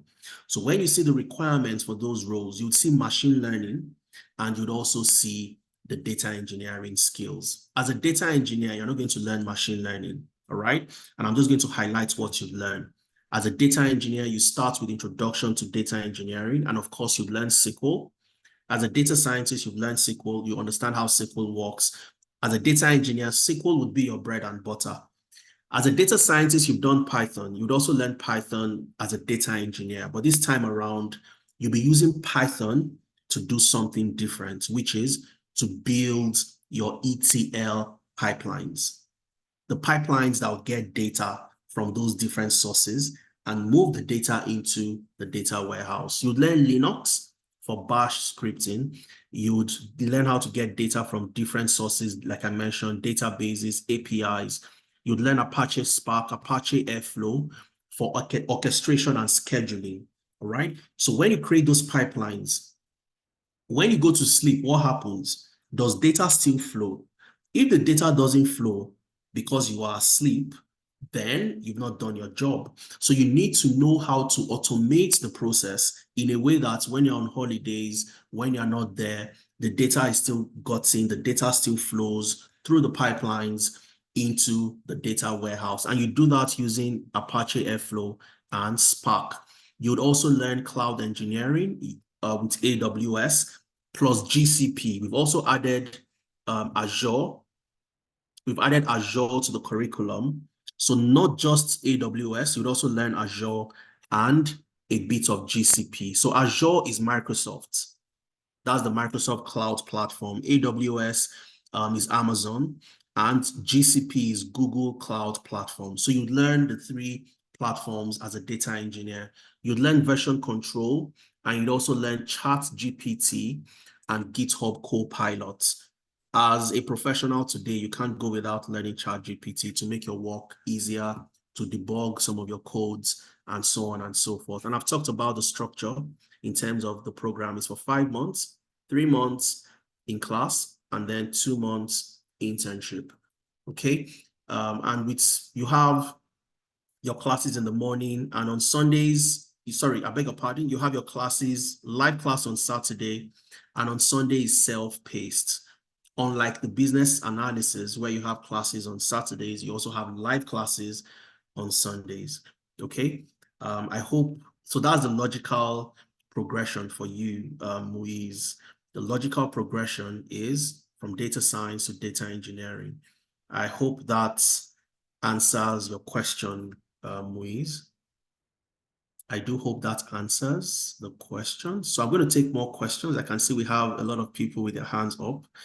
So let's take more questions and more questions. So what I've also done for you guys is I've kept, and I'm just going to show you while I take the other questions, okay? I've also kept the link to the more testimonials. Let me show you that quickly. Here. So we have tons and tons of testimonials, all right? So I've kept the link so that you can also go back. So apart from the highlights that I made today, there are so many other people. You listen to Aduke, listen to Akintola, you get to hear from Ikmat. Ikmat was a recipient of the IWD discount last year. And today, Ikmat works with the NHS in the UK, full visa sponsorship. She got sponsorship from this, from the job. She works as a data analyst with the NHS, and she was a recipient of the IWD discounts, okay? If you don't listen to anybody, listen to Ikmat, all right? Absolutely phenomenal professional. So you have the link that takes you to all the testimonials on our YouTube page, okay? So you can also access it right from the slides. And you have so many other testimonials. I'm not going to bore you with all of these amazing people, all right? So I'm just going to take questions from here, and let's get to here and answer more questions. All right, so my next question is from Atupa. Atupa, I hope I pronounced your name correctly. Go ahead, Atupa. Yes, thank you very much. All right. Good evening. Good evening, Thank you for Atupa. the yes, Yeah. Atupa. Yes, All right. Isaiah. Okay. Thank you for the session. I really enjoy everything. Okay. My question is, I want to ask, are we going to be taught only Excel and Power BI, or what are we expecting? For which of the program, Atupa? For data analysis. For data analytics, fantastic. All right. Do you have any other questions? I think that's main Okay. question. All right, brilliant. So what I'm going to do is I'll take you to the data analytics program, so you'd understand what you'd learn as a data analyst. And these slides would be yours at the end of today. So as long as you're in our WhatsApp group or you received an email to be in this session, you're going to receive the slides, you receive the recordings, okay, which has all the things I'm showing you. They're all in the slides. Now, as a data analyst, your role is to help organizations answer two key questions. The first one is on descriptive analytics. Okay, descriptive analytics, which is helping organizations answer the question, what happened? Every company wants to know what happened. What happened last year in terms of revenue? How much did we make? What is happening this year in 2024? If we compare our revenue in January 2023, we compare that to 2024. Did we increase or did we decline? All right. So if we saw that we had an increase in revenue, a growth in revenue, February 2023, February 2024, there was another growth in revenue. That is what happened. So data analysts would get data that the organization has generated to help to answer the question, what happened? Now, once you have seen what happened, some places we increased, some places we decreased, you now start to ask, why did it happen? So if you had an increase, why did it happen? So these are the two questions you would answer as a data analyst. What happened and why it happened? All right. And that's descriptive analytics and diagnostic analytics. So if you look at the value chain of data analytics, you have four types of data analytics: descriptive, diagnostic, predictive, and prescriptive. The data analyst focuses on descriptive and diagnostic. What happened and why did it happen? Okay, and you would use analytic tools to answer these questions. And the very first thing you start with is what? Problem solving. So you're going to learn problem solving, understand the fundamentals, the rudiments, how to write a problem statement, how to get to the root cause of a problem, how to know the right type of technique and the data that you need to solve a problem. Do you have data internally, or do you have to gather data to help answer questions? What approach must you deploy to solving a problem? So these are the things you would learn in problem solving. All right. You'd learn Excel, which is the foundation of data analytics. How to use Excel to analyze data, manage, summarize, create pivot charts, pivot tables, dashboards, and so on and so forth. Without Excel, you're going to struggle to function as a data analyst. All right. You'd also learn SQL, structured query language, which is a language for databases. Organizations would have their data in a database. I talked about the data engineer to Muiz, right? So Muiz, as a data engineer, would be the one getting the data, and we put it in a database. So you, Atupa, as a data analyst, how do you get the data? You must have the skills in SQL, structured query language, to access the database and get your data from that database. Okay, you're also going to learn Power BI for business intelligence, for data visualization, and so on. And you learn Tableau as well for data analytics, data visualization. You learn data storytelling, ChatGPT for analytics, and Microsoft Fabric for analytics. And these are the things you learn as a data analyst. Okay, how do you make payments? I think it's something I've not touched on. I'm just going to show you how to do that for those of you that are interested in being a part of the program. So these are the things you learn at TUPA. I hope this answered your question. So as a data analyst, you're going to learn 8 key skills. And these are the things our participants learn that gets them the job that they get going eventually. Why do you learn Microsoft Fabric? Microsoft Fabric is a new technology from Microsoft. And this is a technology organizations are starting to use. All right. So having this skill does 2 things for you. It shows that you're forward-looking, number 1, and it also shows that you have the skills that the market demands currently. And this sets you apart as well. And also, you learn ChatGPT. You can't, in today's world, if you don't understand how to leverage ChatGPT, you have a very long way to go. All right. So you're going to learn that as well during the program. And these are the things you learn as a data analyst. Okay, so how do I make payment? Adeza, I want to make payments. I want to be a part of the program. Okay, all you need to do is you click on this link. My colleagues will be sharing the link as well in the chat. You click on this link, the main start page, and it takes you into the enrollment center. In the enrollment center, all the things I've been saying about all the programs, you have them in the brochure. All right. So if you click on get access to the program brochure, you have access to all the brochures. I want to look at data analytics like Atupa mentioned. I go to the data analytics brochure and I can look at the details. Okay, let me be sure you can see. Yes, I look at the nitty-gritty of all the things I'm going to learn in data analytics. And I just want to show you the curriculum. All right. Problem solving, what are you going to learn? Problem definition, root cause analysis, using the 5 whys, the CRISP-DM framework, the McKinsey-Mason model. You have all of that. What are you going to do in Excel? You start with understanding the Excel environment, the basic functions in Excel, the paste special, and you have all those things. So you have all the details of what you'd learn in Excel, in Power BI, and so on and so forth. Okay, so you have access to the brochure from the enrollment link. All you have to do is click on this link, okay, and it takes you into the enrollment center. Now, you would see the IWD discounts, and all you need to do, go to the program you want to register for, all right?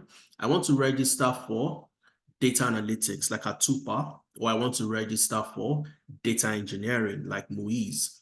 I click on data analytics and it takes me into the page where I can make my payments. It doesn't matter where you are. If you're in Nigeria, you're going to see your currency in Naira. If you are in a different location, you'd see your currency and you can go ahead and make payments. Okay, now I want to make payments, all right? So I have my currency in pounds because I used to live in the UK. I recently moved from the UK to Canada about 2 months ago, all right? So you still have my cash showing, and that's why you have the British pounds here. But the fees in British pounds is how much? If I want to pay in pounds, the fee is 313 pounds, correct? So all I need to do is come here and type in 313. That's the amount for the data analytics or data engineering, as the case might be. Once I enter the amount I want to pay, I click on reserve a seat. Of course, you can also pay a minimum amount.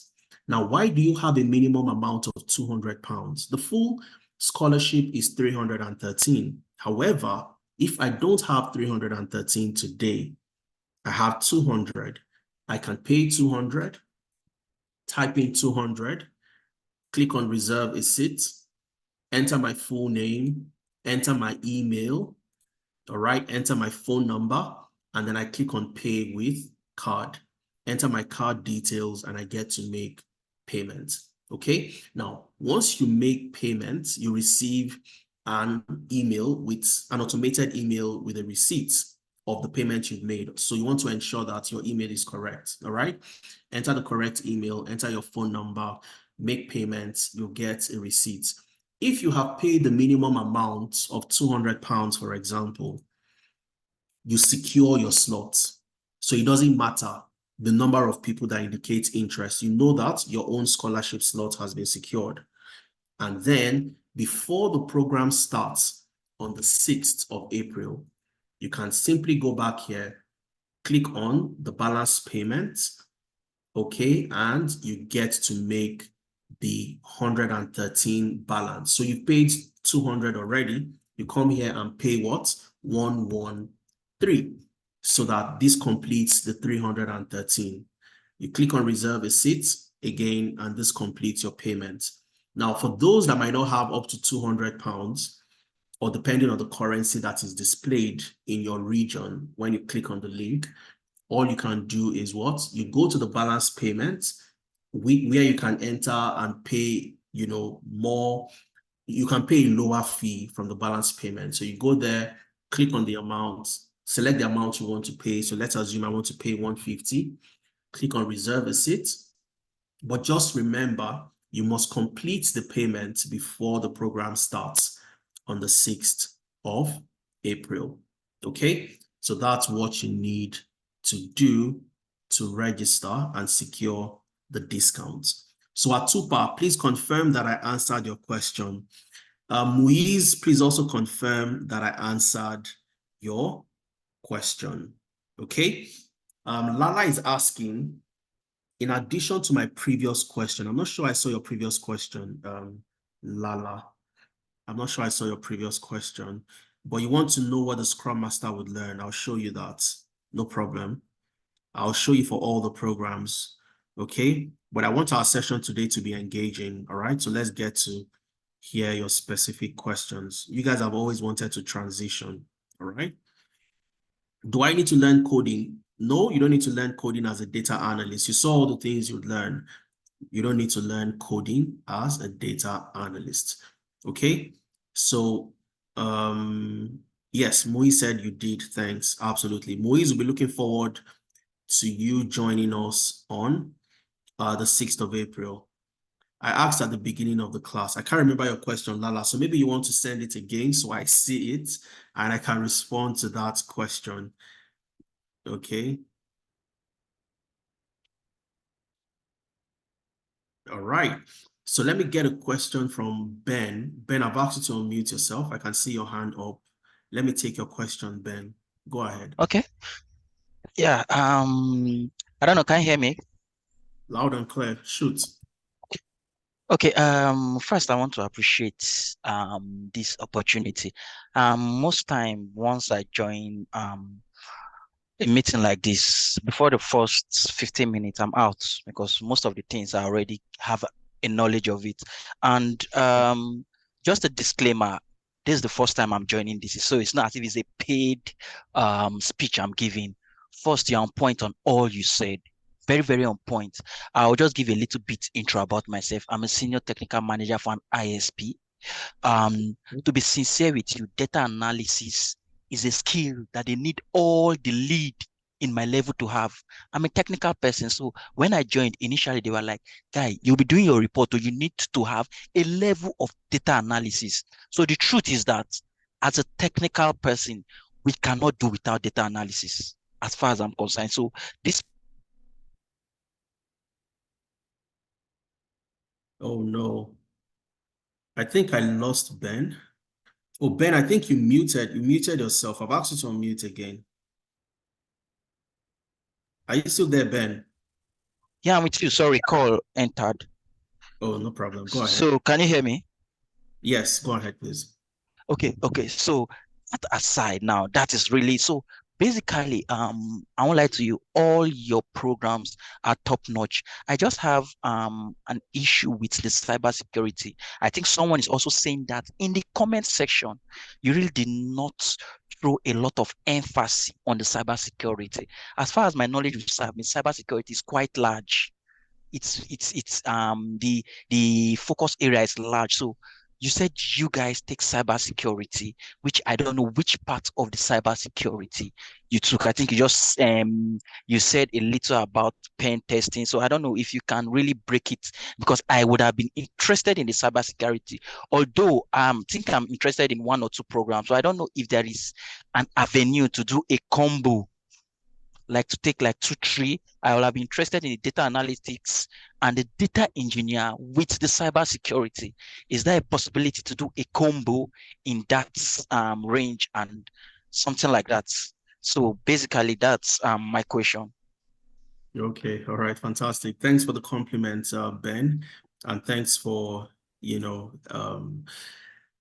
elaborating and explaining yourself in detail. Let me start with your last question. You have to complete one before you do the other one. You can't combine the two, and that's simply because of the immersive nature of the programs. You're going to work on projects, you're going to work in groups, you're going to have presentations, you're going to have practical sessions. You really just can't do two. And most of the time, the classes start at the same time concurrently. Okay, so on Saturdays, Sundays, if you have a live class on Sundays, they happen almost at the same time. So if you have 2 sessions or 2 programs that you've registered for, you're going to struggle. You'd have to miss classes here to join the other one and vice versa. Okay, so what we always advise, which people do, just like Muiz that spoke earlier, Muiz completed the data science and he wants to come back to do data engineering. Okay, so you need to complete one before you start the other one. That's my advice on that. Now, for the cybersecurity program, you will focus on key aspects of the organization. And your main role, I mentioned penetration testing, you'd also do a lot of attack and defensive cybersecurity. So you start from introduction, which is typical for all our programs, all right? You need to understand the background of what that particular program entails. And that's why all our programs are beginner friendly. You don't need to be in a particular career to join any of the programs. You learn the foundation of computing and networking, because that's the foundation of cybersecurity itself. You need to know what you're protecting. You need to know what you are defending, and so on. You learn information security principles, offensive and defensive cybersecurity, cyber threats and attack vectors, network security, endpoint security, web and application security, and also cloud security. You'd learn incidents reporting and also the policies and compliance aspect of cyber security. You would create virtual environments where you'd use different tools to learn how people can clone websites and how to identify those things. You'd use tools like Metasploit, you'd use VMware, Wireshark, and so on and so forth. And you'd also write scripts using Linux to help to carry out some of these tasks and projects. The program is for 4 months, 3 months project-based classes, and 1 month internship, just like the most of the other programs that we have, apart from data engineering and business analysis that have 2 months of internship. The internship for the other programs are for 1 month. And this is where you get to work on real life case scenarios in groups, work on projects, you have meetings, and you simulate the real world. When you get a job as a cybersecurity analyst, what are the things you're expected to do? You do them during the internship. Okay, I'm just quickly going to move to Scrum for the gentleman that asked about Scrum, Lala. Like I mentioned earlier, the Scrum Master focuses on what? Agile methodology. So I think I answered your question, Ben, the 2 questions. For the other one, you need to start one, complete, then you move into the other program. So that's the only way. No matter how if you're genius, you still struggle if you have 2 programs running concurrently. All right. As a Scrum Master, you are the custodian of the Agile methodology. And what is Agile in the real sense of it? Let's put it this way. in project management, you have agile and you have waterfall. Okay, so waterfall is like you want to cook a pot of jollof rice for some guests. Okay, waterfall is where you buy all your condiments, you buy all your materials, you know how you want to cook the jollof rice. You start cooking, you put your tomatoes, you put your Maggi, you put everything and you cook. And once you are done cooking, you serve to your guests. That's waterfall, the waterfall approach. You get everything ready from beginning to the end. Your costing, the features, the different resources that you need on that project, everything is properly planned. And that's the reason why waterfall is also referred to as predictive project management. You can predict exactly what you want to do. That's waterfall. And this is the reason why it doesn't fit easily into the tech ecosystem. Tech is very dynamic. Your customers are dynamic, and your customers are the ones that will determine what you eventually do at the end of the day. So waterfall does not really work in tech, and that's where the Scrum Master comes in. The Scrum Master, rather than focusing on waterfall, focuses on what? Agile. And agile is not predictive. It is what? Adaptive. Adaptive. So it is adaptive project management. So let's use the analogy of the jollof rice. When you apply the agile methodology to cooking that same jollof rice, you are not going to get all the condiments that you need to cook the jollof rice, because you want to get feedback from the guests to determine the best jollof rice to cook for them.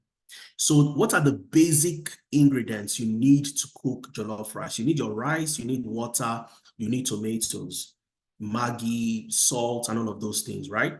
You start with the most important features or the most important ingredients to cook that jollof rice.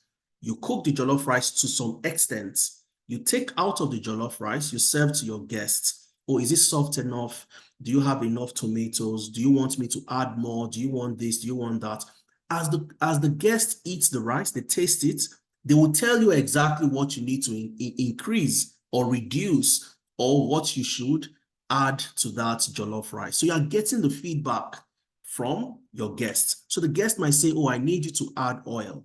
Oh, I need you to add this. Do you add oregano spice? Do you add this? So the guest will tell you what to do. So you go back and then you get those condiments that the guest has recommended. And those are the things you deploy into cooking the jollof rice.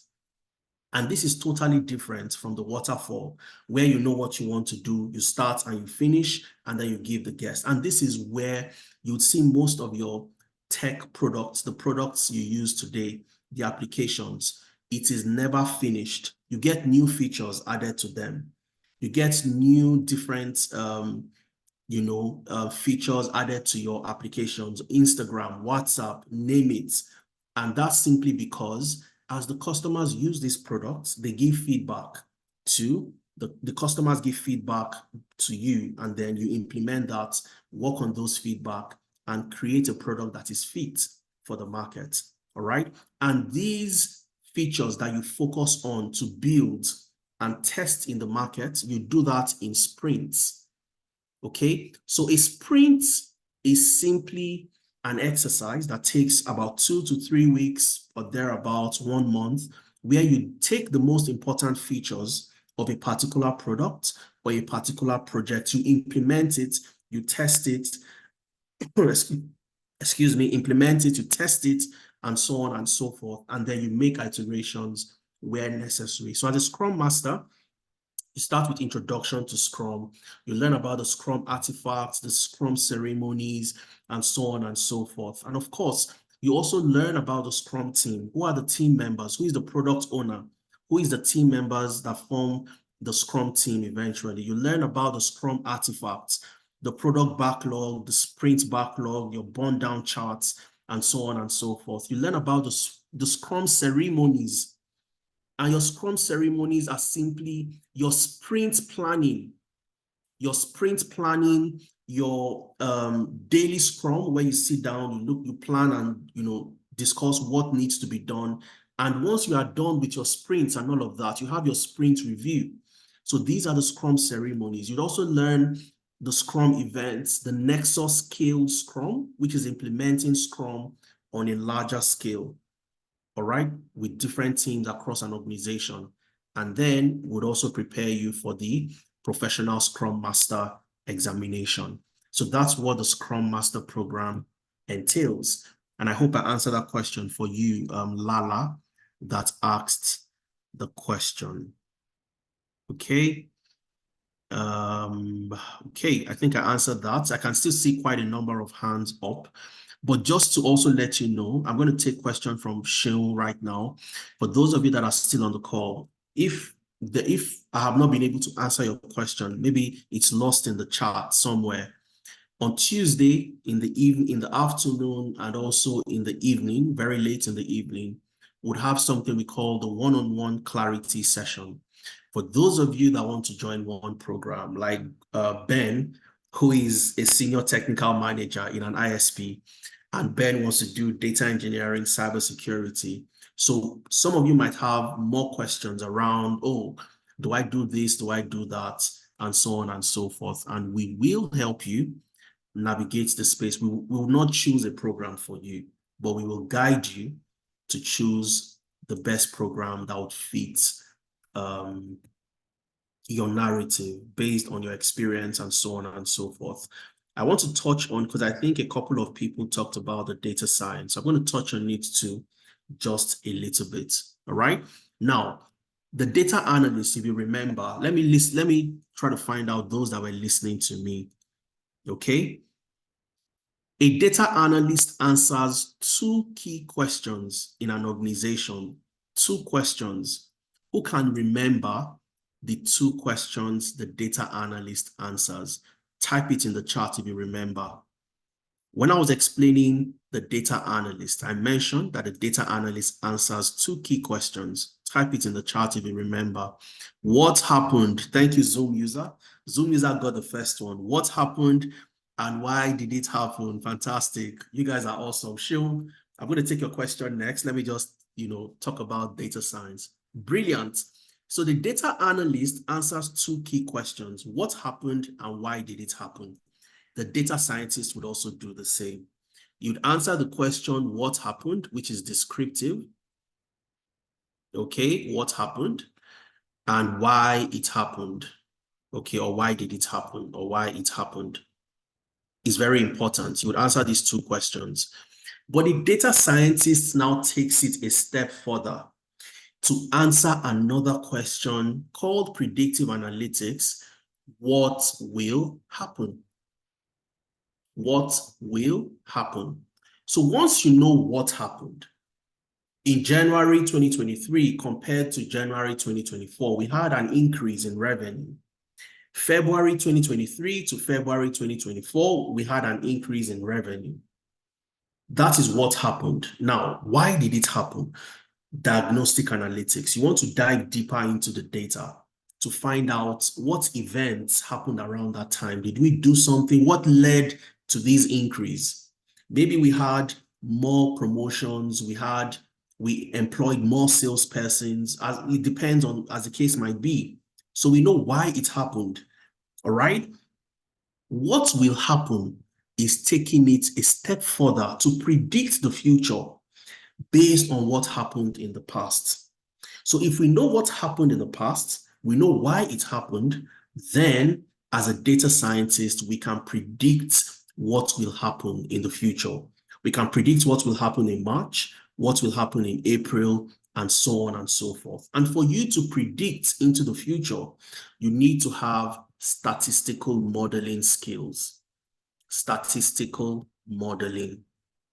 All right? And statistical modeling, you learn statistics, and this is the foundation of what? Machine learning. So this is where the data scientist takes it a step further compared to the data analyst. The data scientist predicts and forecasts.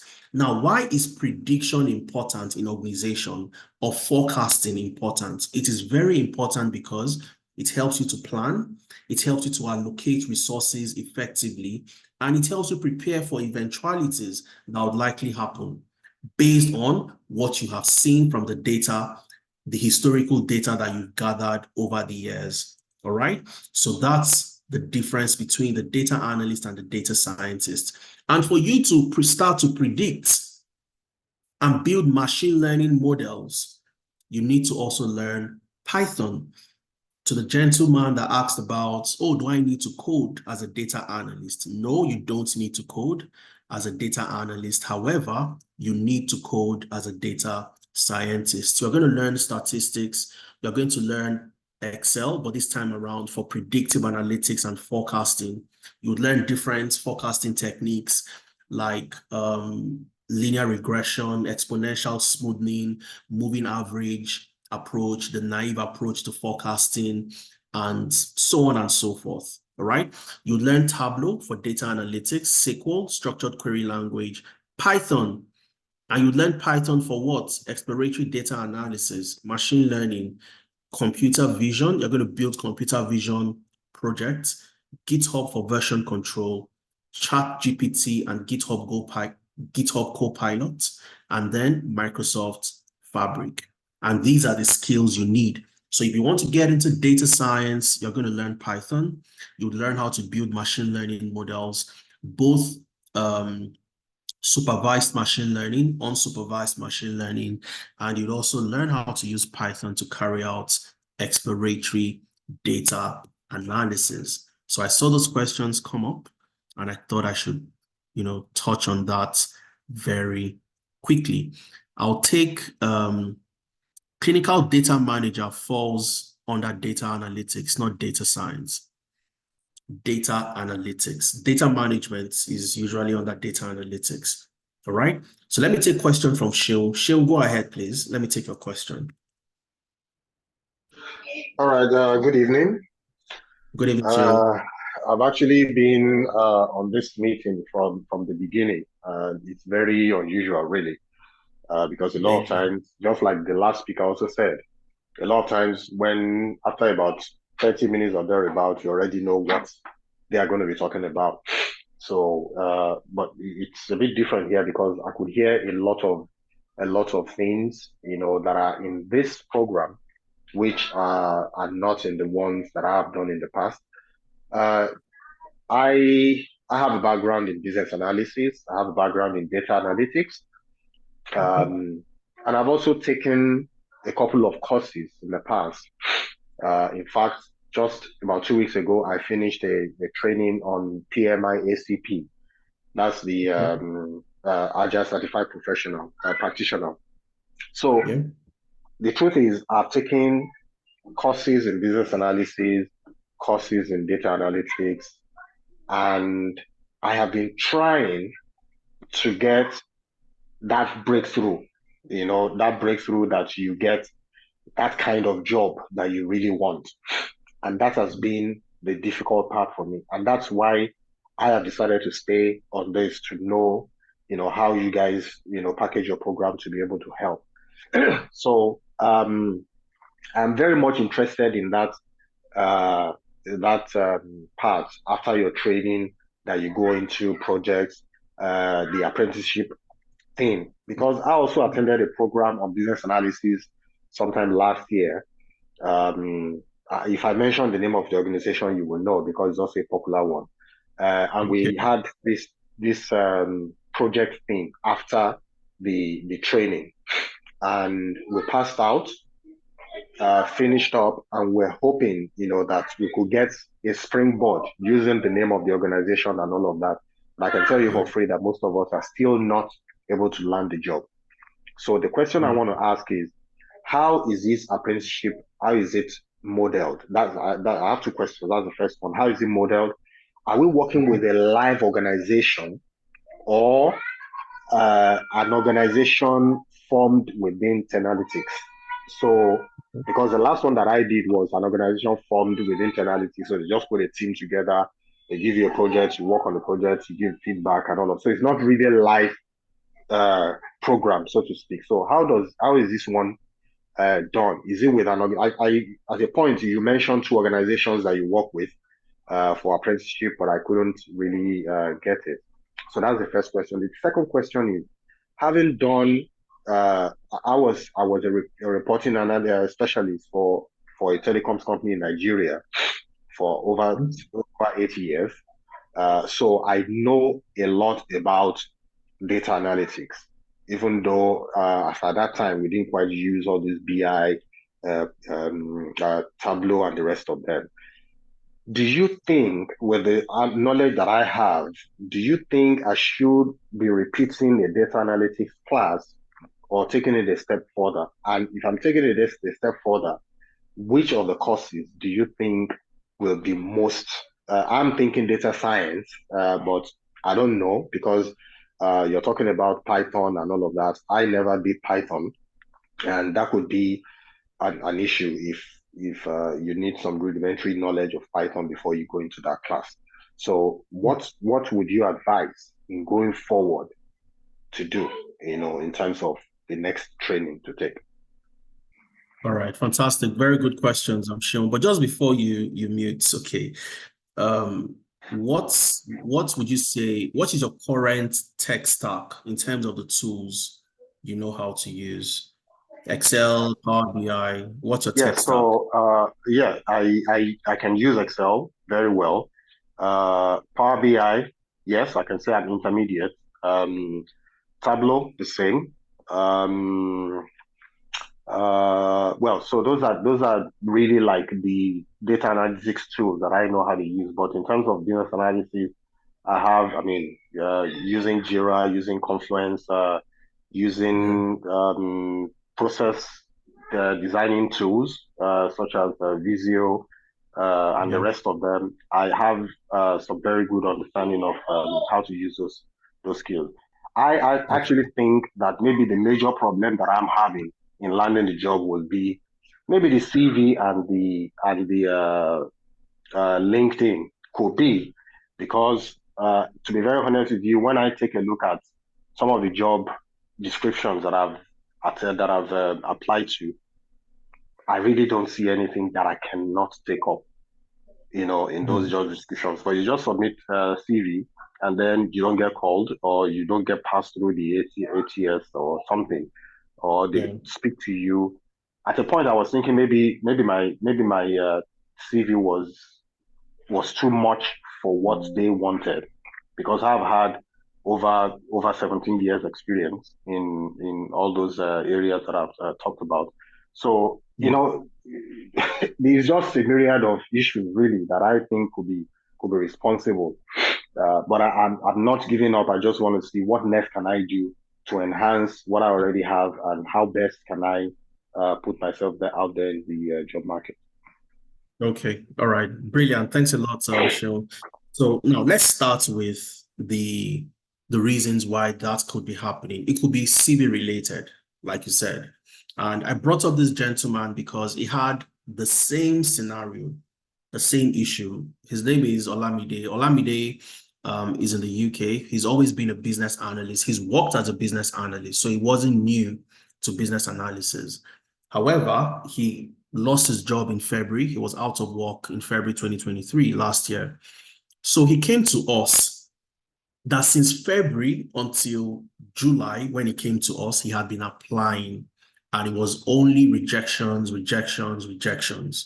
Okay, so what did we do? The first thing I asked, okay, now Olamide, what you need to do is, I need to see your CV, okay, and I need to assess from there where the problem could be.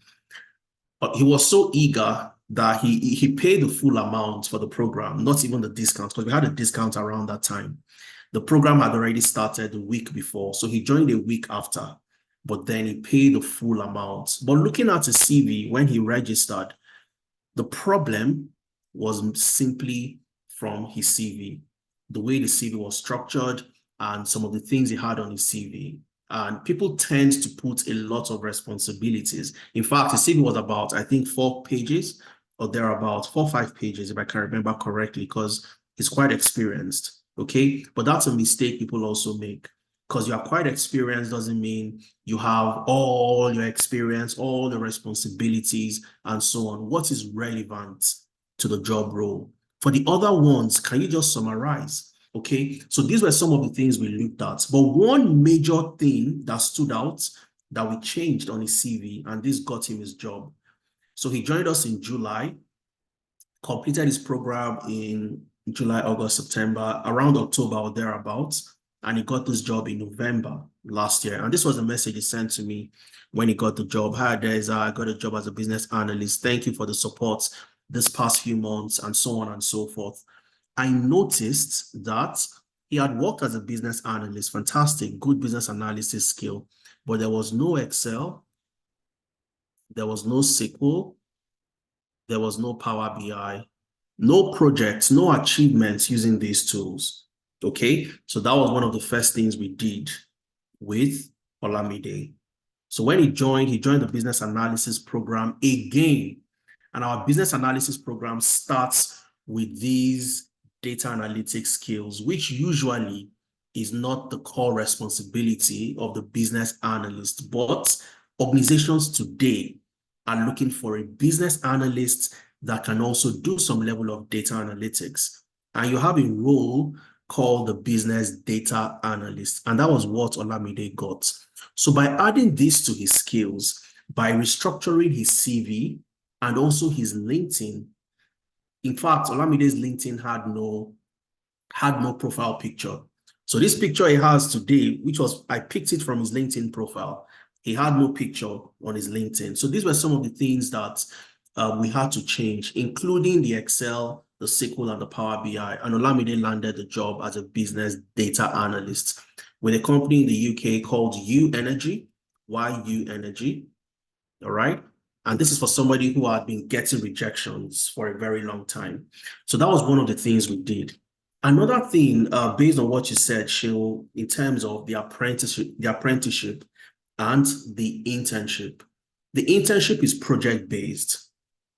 All right. You work with Tenalytics. The project you're going to work on, you'd have a coach assigned to you that you'd meet every week for reviews, and you'd have the opportunity to get feedback from the coach.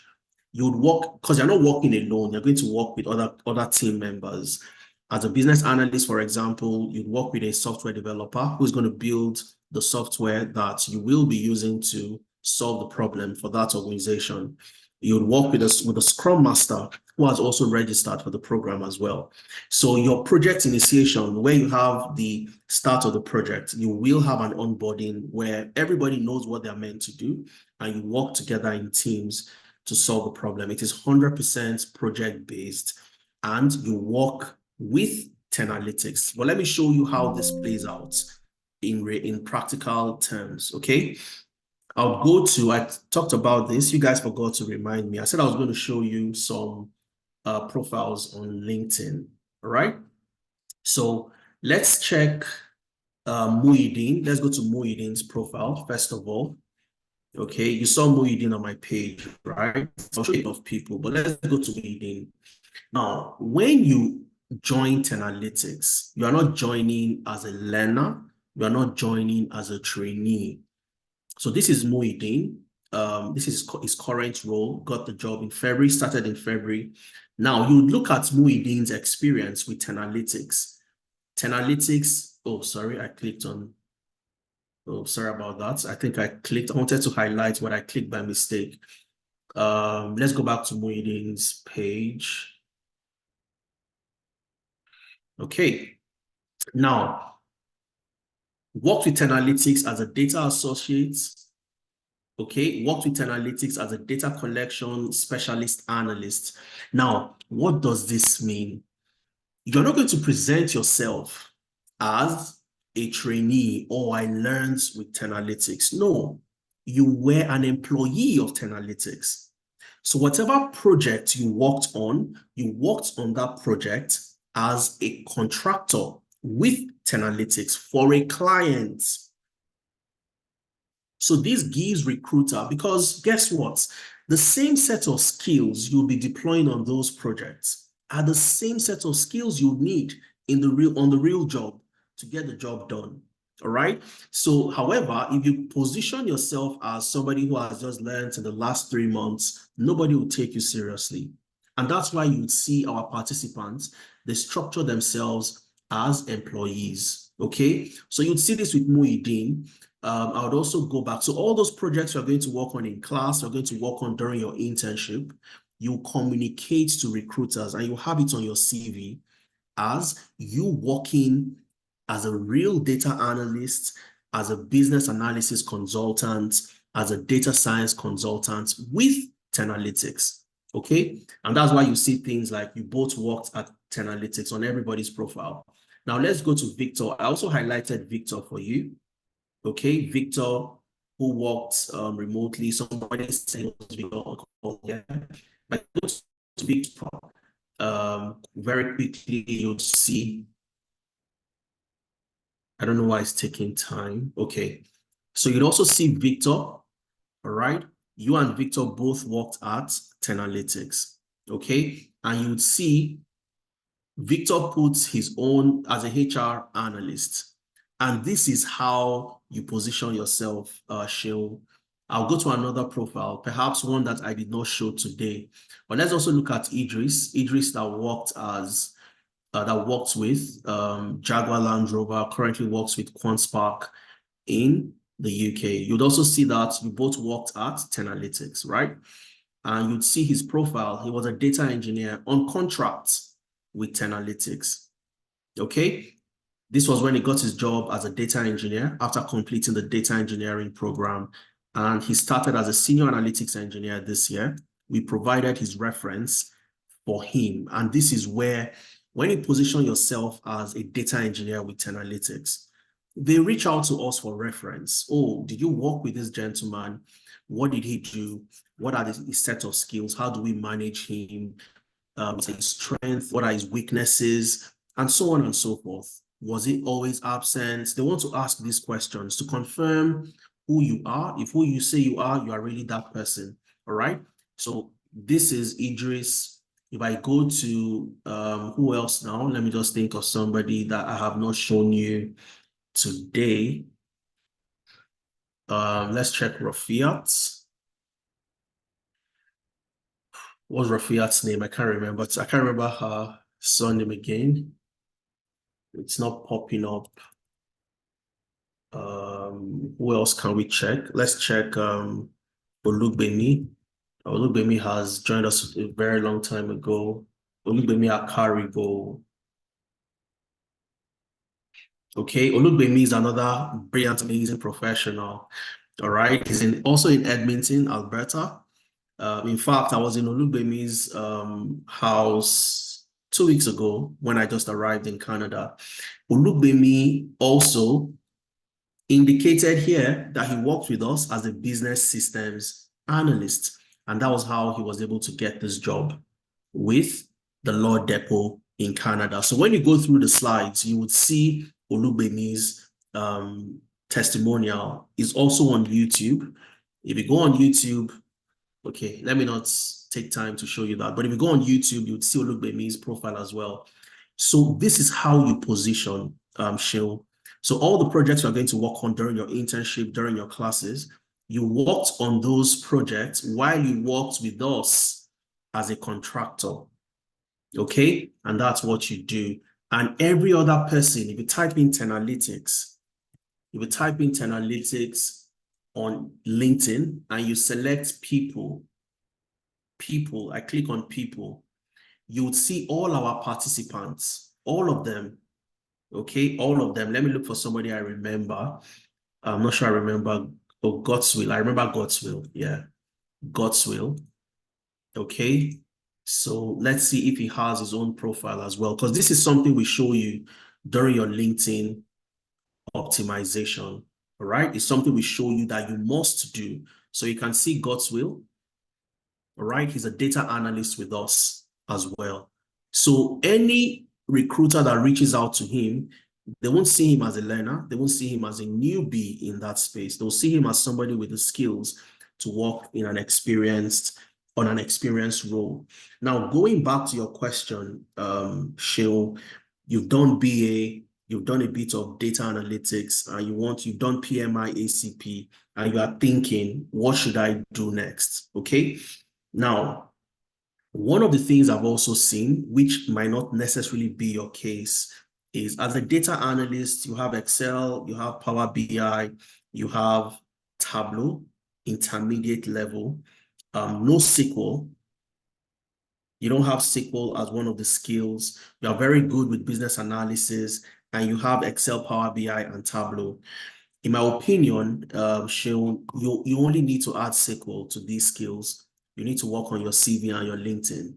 You sound very experienced, 17 years experience. All you need to do is you see all the experience in the past. You're just going to convert that to business analysis, data analytics, and then you have a CV that will be relevant for every job you're applying to by also tailoring that CV. That would be my recommendation to you, Seun. Join the data analytics or the business analysis program, one of the two, preferably the data analytics, because there you'll be grilled and really immersed into SQL and the other data analytics skills. All right.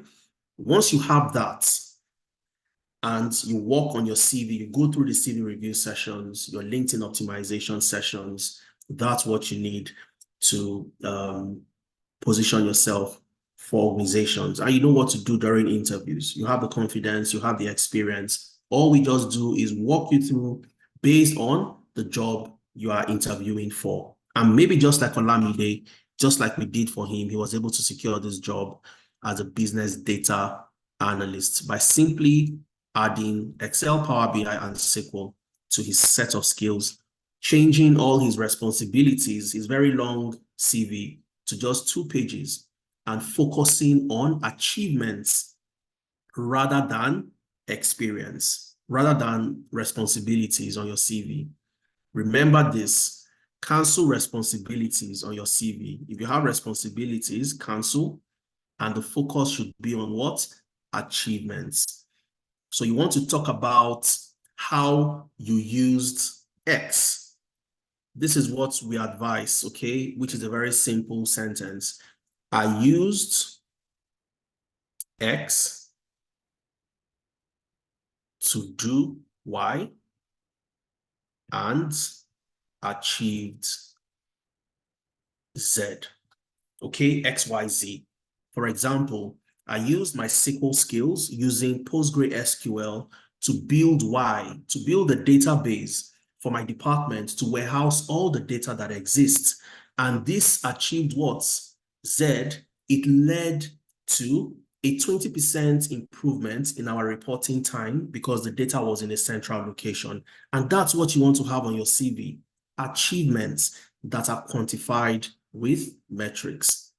Okay, I used X to build Y or to do Y and achieved Z. I used SQL to build a database and it achieved 20% improvement in reporting time. So rather than having responsibilities of what you do on a day-to-day, you have achievements of what you did on that role. So that was my recommendation, Seun. Just type in the chat if that helps. And we would want to work with you. So join one of the programs, the data analytics, to be more specific. You already have business analysis skills. You've done PMI, ACP. There is no point going for business analysis again. You can use Jira, you can use Confluence, you can use Visio, Lucidchart, diagramming tools, and all of that. You don't need to go back to that, okay? Do SQL in the data analytics, get the skills, brush up and enhance your skills in Excel and Power BI and Tableau and Microsoft Fabric. A lot of people that come to the program say, well, I'm very good in Excel, until they join the program and realize that, wow, there's so much more to learn. So you do that, join the CV sessions, build your CV, LinkedIn sessions, optimize your LinkedIn, and that's the way to go for you. All right? Okay, brilliant, Seun. Okay, I'm just looking through the notes I took, and I think I answered all the questions. So let me take from John, and I think after John's question, I'll take one more from the chat, and then, okay. So let's take John. John, go ahead. Yeah, good evening. Good evening, Thank John. you. Thank you for the opportunity. I'm so happy to be on this webinar. The Okay, pleasure. my question goes this way. I wanted doing data analysis because there was a guy, a friend of mine in my university days. Each time I visit this guy in his shop, I always see him doing some analysis on data. So I became interested in it. But my question it goes this way. In data analysis, I think won't I need a background knowledge of coding, because most times I see this guy, he would run some codes on Python. Okay. And also and when he's running on Jupyter, he types some codes using Python. So I was like, since I saw you on your list here that doesn't really need the knowledge on Python, but I think that should be a prerequisite for it. Okay. So do you have any other questions, John, or that's the only question? Oh, the other question I have here is on cybersecurity. Okay. This cybersecurity, is it interrelated with data analysis? Not at all. Totally different. Very far from each other. Okay. No convergence at all. No similarities in terms of career path. Okay. All right. Now, going back to your question on background in Python and so on, I'll give two scenarios, okay? I'll use myself as an example. First degree industrial chemistry. I started my career as a management consultant in 2014, and until I wanted to transition from a data analytics role to a data science role in the year 2021, I never had to use Python for anything. All right. And this is one of the misconceptions that a lot of people have. You want to learn everything because, like you said, you've seen your friend that knows how to use Python, but your friend is not the expert. Your friend doesn't know what the market really demands or what the market requires. All right. As a data analyst, the question is, what do I need to get started? What do I need to get a job, to transition? And that's why I brought you to this page as well. Okay. You have Toyin. Toyin works with the NHS as a benefits analyst, completed the data analytics program. She got a job 1 month into the program. Now, for people that got their jobs a month, 2 months into the program, do you know what that means? It means that they have not completed the program. So what were the skills the company needed from them? Toyin's case was only Excel. The NHS needed somebody that could analyze data for them using Excel, coming up with reports, and that was it. So even though Toyin still had Power BI, SQL, Tableau, and all of those things to learn, in this case became irrelevant to her. And this is what we keep on telling people. You don't need to learn the whole world to get started in data analytics. Same with Olugbemi. Olugbemi, I showed you his LinkedIn profile just a few minutes ago. Olugbemi works in Canada, in Edmonton. His first job after completing the program was as a business data analyst. He joined our data analytics program, got a job in Edmonton, Canada with a law depot. Today works as a solutions analyst at one of the largest insurance companies in Canada as well. Zero Python, didn't need Python, didn't need any of that to get a job. Oluwatosin works as a fraud analyst in the UK, helping to prevent credit card frauds for an organization in the UK. Zero Python, didn't need that to get his job as a data analyst. Benga got a job as a business data analyst in Poland. 2 years, Benga was out of work. He couldn't get a job. He joined our program, completed the program. He got a job as a business data analyst, working hybrid, amazing, fantastic professional. Benga is currently a body mentor. He's one of the people that will mentor you when he joined the program, John. Zero Python, didn't need that to get his job. So I can go on and on and on, John, all right? In summary, what am I saying? Because your friend knows how to use Python doesn't mean that is the standard for a data analyst, okay? What do organizations need today? What is relevant? What are the relevant skills you need to get a job as a data analyst anywhere across the globe. I've mentioned the UK, I've mentioned UK, Canada, Poland, and these are people that have passed through our program. Now, all the programs are designed in a way that you don't need any experience. Even if you are going to the data science program where you learn Python, you don't need any background to get into the Python program, to get into data science. All the things you would learning how to code for the very first time, you learn that from scratch in the data science program, okay? And that cuts across all the other programs that we offer and the structure of how you would learn. So you don't need Python to be a data analyst, John. Okay, thank you. You're welcome. Okay, somebody's asking, can you paste the scholarship link? I think I'll take one more question. Time is really, really fast spent, and I would love to say you guys are super amazing being on the call. And that's the beauty of having, career clarity sessions like this. So all the questions you have, you can come in, ask the questions, and we are here to provide answers to those questions. Let me take a question from Dan Nwagu. I know Dan hand has been raised for a very long time as well. I think you dropped it at a point, but then you raised it again. So go ahead and ask your question, Dan, and then I'll take Samsung and we start to wrap up our session for today. Go ahead, Dan. All right, thank you very much for the session. In fact, I didn't believe I would stay this long. So thank you for coming up with a tailored career path, because I know that I had these I'll say I'm part of those that have the background for MIS, Management Information System, but I kind of dumped it aside because I felt that I was not up for it for a while. So I think the guidance around how to go about it was just the first challenge. So I know I've made up my mind with what I've had so far.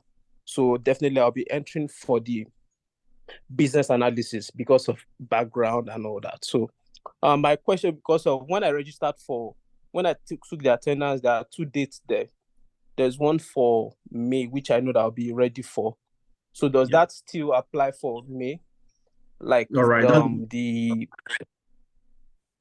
hear me, ahead. please? Go ahead, Dan. Sorry for cutting you. Yeah, so please, I wanted to confirm that the registration for May still contains for all the classes, especially for business analysis. So that's that, because I saw 2 dates, one for next month and the other one for May. So I'm sure I'm putting up for May. So what happens by May? All right, very good question, Dan. So yes, you can defer to start your program in May. So what happens typically is you have people. So for the scholarship, we also made that available because we know that the overall objective is to ensure that we are able to get in as many women, number one, and also get 50 men, alongside. Like I've talked about that already. So for some people, they might not be able to start in the month of April. So we've made that concession and that avenue for you to defer your program to start in May, all right? And all you need to do is select, okay? So, but what you want to do is to secure your discounts, make the payment, secure your discounted slots. And when you are feeling when you want to start, you can either start in April or you start in May. We run every single program from the beginning to the end of the year, all right, from January to December. The only difference is that this 50% scholarship ends the moment we get 300 women, and it also ends the moment we get 50 men. And once the scholarship is over, we go back to the original amount for the program. So for those that joined, all the people that got jobs that I mentioned, that you saw, you watched their videos, they all paid the full amount. Okay, they're not getting the opportunity that you are getting today. And that's why it's a unique opportunity for you to get your journey started. Okay, I hope I answered your question. So yes, you can defer to me, Dan. All right, let's take Samsung SMN. Go ahead, please. I know that's not your real name, but let's get your question. Hello. I don't know. Hello. I don't know if you can hear me. I can hear you loud and clear. Go Okay. ahead. Okay. Good evening. Good evening, everybody. Your presentation is wonderful. I really am loving it already. Actually, I'm in a program, business analytics, in one of the institutions, and I can say for a fact Sorry, that what location? What's the location where I resided? I'm in UK. I'm in UK. The UK. So, All right, brilliant. so I can say that what you have, it's wonderful. We get to use Excel. I'll be rounding up my program in April, May. Actually, we're preparing our projects, and we're also doing what they call CMI, CMI certification. So that's actually why I've not joined since, because when I listened to what you were offering, I found it very interesting. It's unique. So I wanted to join because there are certain things I don't think we were taught, like the Power BI, the Tableau. Those are things we're not really taught. So where I'm a bit confused right now is which particular one to take. I would have actually wanted to join April, but the challenge is that we're still working on our project. So it's definitely going to be in May. But the challenge now is, which should I really do? I still see myself, although we did some Excel, we did some theory, we did some basics, you understand, we did some things because the course is business analytics. But the things that you offer, it's more practical. You understand? It's not academic. It's not because we are studying under academic. Absolutely. Yeah. So, what will you advise me to do? Which will I really go for? Because all the vacancies I've seen is data analyst, data analyst. Is there any job for business analytics or professional? And then which will you really want? Would you advise me to go into, or which course will you advise me to actually register for? Because we didn't do those other ones, like Power BI, you talked about Tableau. We didn't Yeah. do those ones. So. Yeah. All right. Brilliant question. Sorry, what did you say your name is again? I missed your name. And where are you based in the UK? I'm in UK. My name is David. David, okay. I'm in UK. Yes, I'm in UK. I don't want to be too specific here, but I'm in UK. Thank you. You're afraid your village people might visit you. Yeah. No, village people That's okay. cannot visit me, but I don't, for certain privacy reasons. That's I don't fine. want That's to. totally fine. That's fine, David. All right. So I was asking specifically to know your university. That's the reason why I asked. I have very, very good experience with the UK market. Okay. And I know exactly what you're saying and what you're talking about. And a lot of people have this misconception that when they have this feeling, or let me put it that way, that, oh, if I go do a data analytics or a business analytics program as a master's student in the UK, I'm going to, no UK university, especially in these areas, would prepare you for the job outside. None. All right. I've had the experience myself, so I'm speaking from experience. Okay. And it's a totally different ball game when you learn as a master's student. You are doing coursework, you are doing a lot of theory and very little of what the market actually demands, what would help you solve problems in the real world. And again, people make this very big mistake, mixing up business. So I'm going to break it down. Business analytics and business analysis. They are totally different. They are totally different. Okay. So if I heard you right, David, you are doing business analytics. Okay. Yes, correct. Business analytics is the twin brother or twin sister to data analytics. Okay, a lot of people don't know this. All right.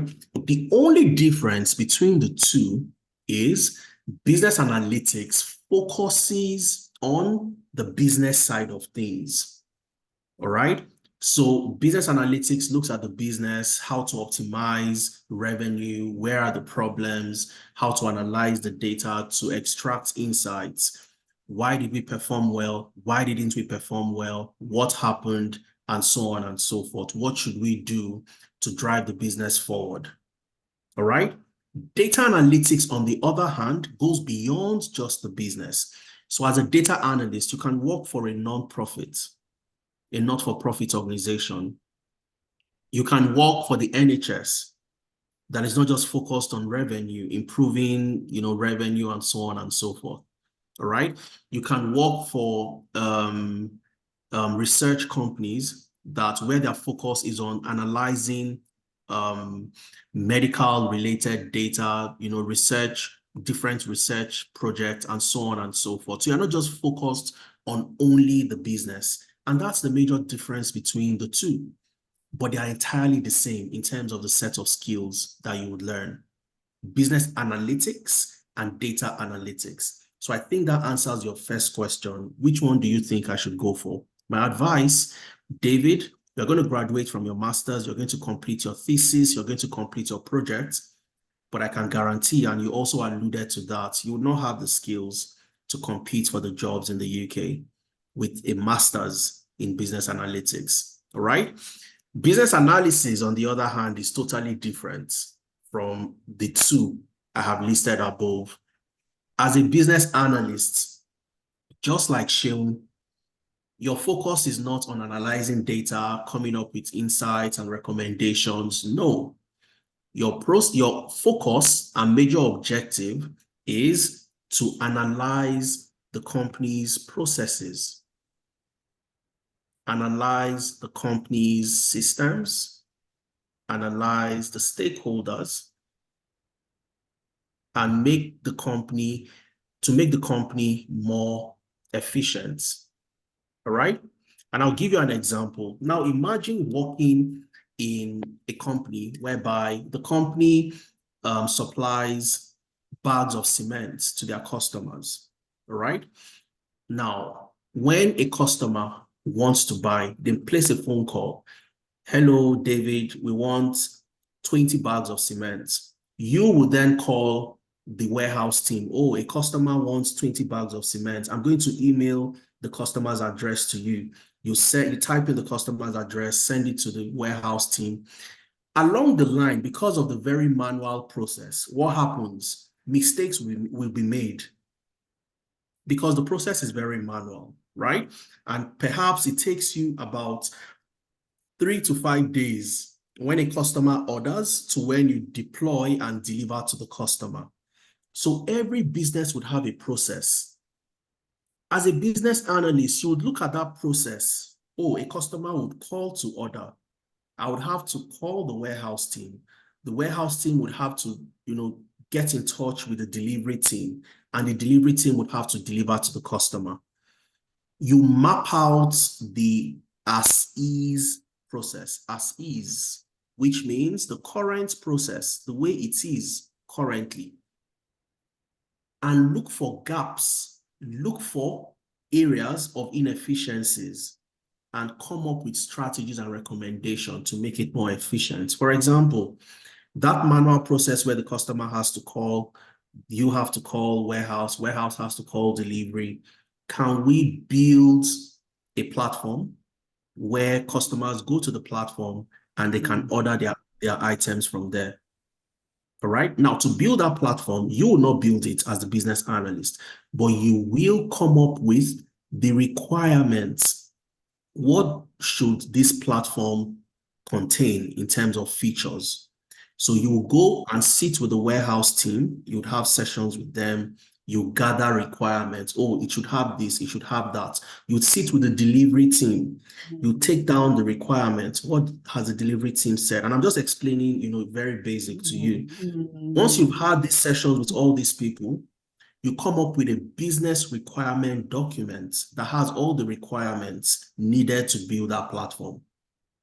You will then manage the project, serving as the middleman between the business and the technology team or the software developer that will build that platform.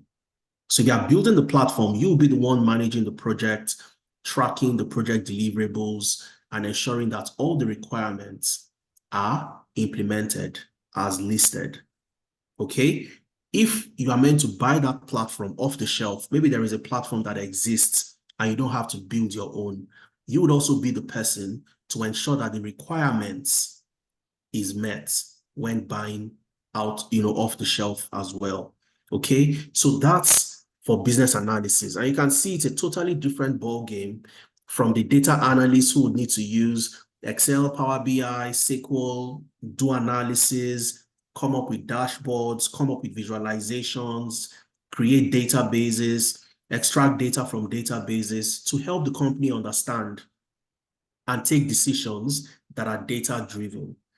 So just to summarize one more time for you, David, business analytics equals data analytics, all right? Business analysis, on the other hand, is a totally different career path. So from what you've said, I would recommend the data analytics for you. That would equip you with all the skills you need practically to get a job in the UK. Getting a job in the UK is not easy. I'll tell you that for a fact. It's not easy peasy, okay? However, if you have the skills and you are able to do the things that we will open you up to in terms of how to behave during interviews, how to answer questions using the SEAT, the STAR approach, how to ensure that you have 5 stories you're always going to discuss in an interview about the different projects you have worked on, and so on and so forth. The job becomes a lot easier for you, all right? So as a data analyst, as a business analyst in the UK, the jobs are very high in demand, and these are jobs that are also currently on the shortage occupation list. So the UK is moving from the shortage occupation list to the ISL, the International Salary List, where you have the jobs with the NOC code, the National Occupation Codes, that will give you access to a skilled worker visa in the UK, all right? So they are high in demand. So it's all semantics when they say business analytics, trying to extract the business side of analytics from data analytics, but they're pretty much the same thing. Okay, I don't know if that helps. I just have I want you to clarify this. If you go on with the course business analytics, data analytics, as you've explained, can you work efficiently as a data analyst? That's the role. The data analytics give you the job as a data analyst. Okay, but you have a course, data analysis. Do you have a course in that direction? Apart from data analytics. That's what I just explained.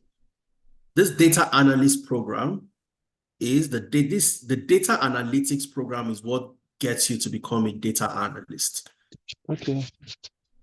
Do you get my point now? Yeah. Yes. I thought you had a course. I thought you have a specific course for data analysis, not data analytics.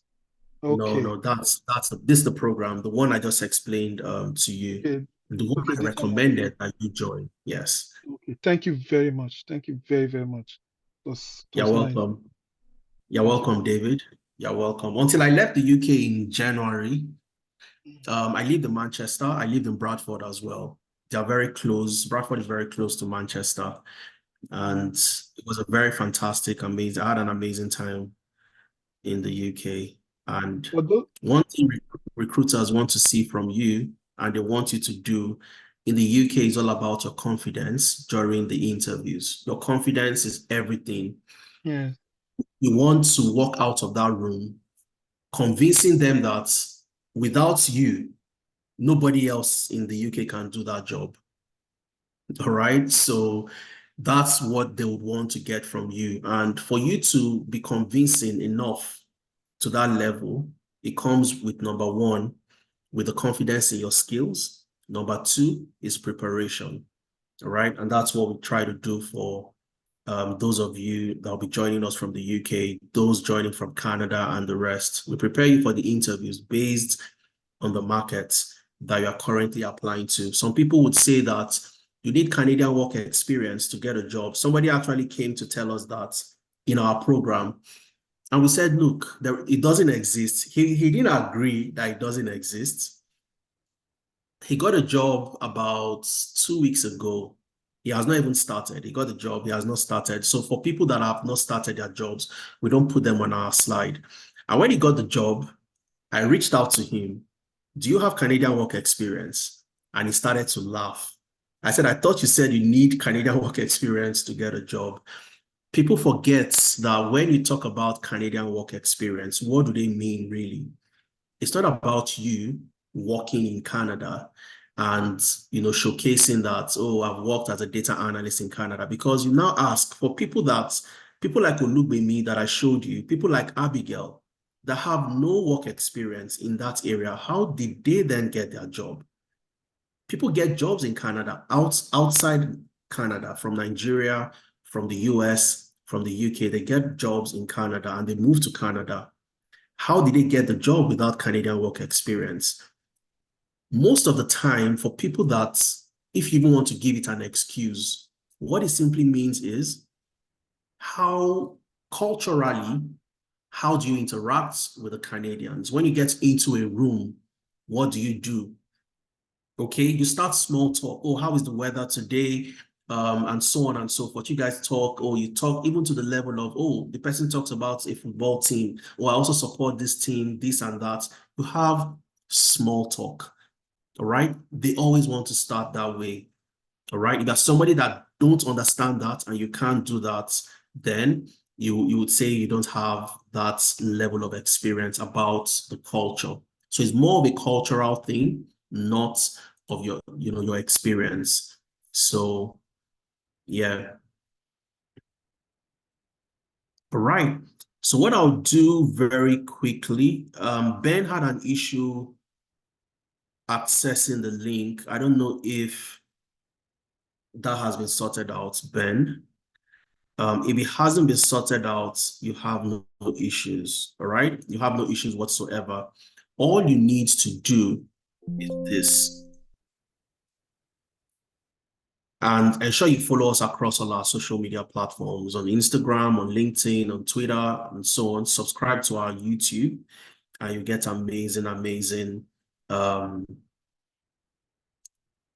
information from there. Okay, so for those of you that had issues, maybe you tried to pay, you couldn't make payments, you had issues, just send us an email, okay, to enquiries@10analytics.io, and somebody would help you address the issues you have. All right, you can also communicate to us via WhatsApp to any of these numbers. Remember, you're going to have the slides. So you have all these details and all the materials available to you. Some people have made payments already. So I guess, I'm not sure what the issues could be. You have Aimwa, my colleague Aimwa is on the call. You also have Ebele is on the call. And these are the people that would, help you address any challenges that you have. Just send us an email to any of these numbers and somebody would address the issues for you. Remember, we are also going to have a clarity session, a one-on-one session. Well, you have fewer people on the call on Tuesday. If you have questions that we haven't answered, I'll be there. Efemena will be there, and we will answer all the questions you have that we have not been able to answer on the call. So look out for the message, either in your WhatsApp group or in your emails, where we will provide the link for you to join that clarity session if you need one. My advice before you join the Clarity session, secure your scholarship so you don't find yourself, you have your question answered, you decide to pay at that time, and then you don't have access anymore. You have a sister, you have a spouse, you have a colleague in the office, you have a family member, a contemporary that you think and you feel can benefit from this. Send a message to them, okay? Share with them and let them be a part of this amazing initiative. All right? Follow us on Instagram, follow us on Facebook, subscribe to our YouTube channel so you're always the first person to know what we are up to.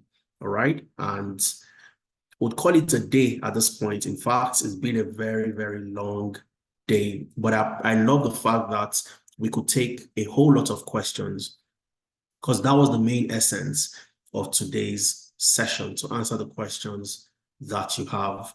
All right. I would like to say a very big thank you to the people all of you that have stayed from the beginning till this point. It shows a whole lot of commitment and that you are really, really interested in being a part, getting your journey started in tech. We are always here for you. For those of you that might not be able to take advantage of this initiative, we are always still here for you. If you decide, oh, October is when I want to start, or the only difference is the scholarship would have elapsed by then. All right. So this is a unique opportunity for you to be a part of this initiative. Take advantage of the scholarship, get your journey started, and have an amazing, amazing weekend. Thank you very much, Onyinye. Thank you very much, Dan, MacBook Air, Kenneth, John, Sheol, Lala, all the amazing people, Samsung, that's David, all the amazing people that ask questions, Muiz as well, Atupa, Ben, brilliant, fantastic. Okay, he's working now, Nina Novo Samuel says. Enjoy the rest of your weekend, and we will share my LinkedIn. My LinkedIn is my name, Adeza Suleiman. I'm typing it in the chat. Just type in Adeza Suleiman. Yes, I'm among the trainer. You see me every week, MacBook Air, every single week. I'm in your face, ensuring that you keep on applying to jobs during your mentorship sessions and so on. I'm there in your training. I'm there every week in your mentorship, navigating the job market. For somebody like David in the UK, bring my years of expertise. Efemena as well. Efemena has worked in Ireland, has worked in the UK. Would also be bringing his years of expertise and wealth of experience to help you transition. So once you type in my name, let me share that very quickly. It takes you to my LinkedIn. So send me connection requests. I'll accept those requests as they come in. All right. So once you go on LinkedIn, let me share that. Just type in Adeza Suleiman and it brings up my LinkedIn page. All right. So let me go to home. Yeah, so that's it. Adeza Suleiman. Okay. So just do that, type that in LinkedIn and you'd see me. That's the page. That's me with a tie and a shirt. I look like a very serious person here. Okay, I think some people have sent me a request already. So just send me a request and I'll be very happy to answer and respond to those requests. Again, thank you very much, guys. Have an amazing weekend. And until I see you in class, cheers, guys, and stay blessed. Bye, everyone.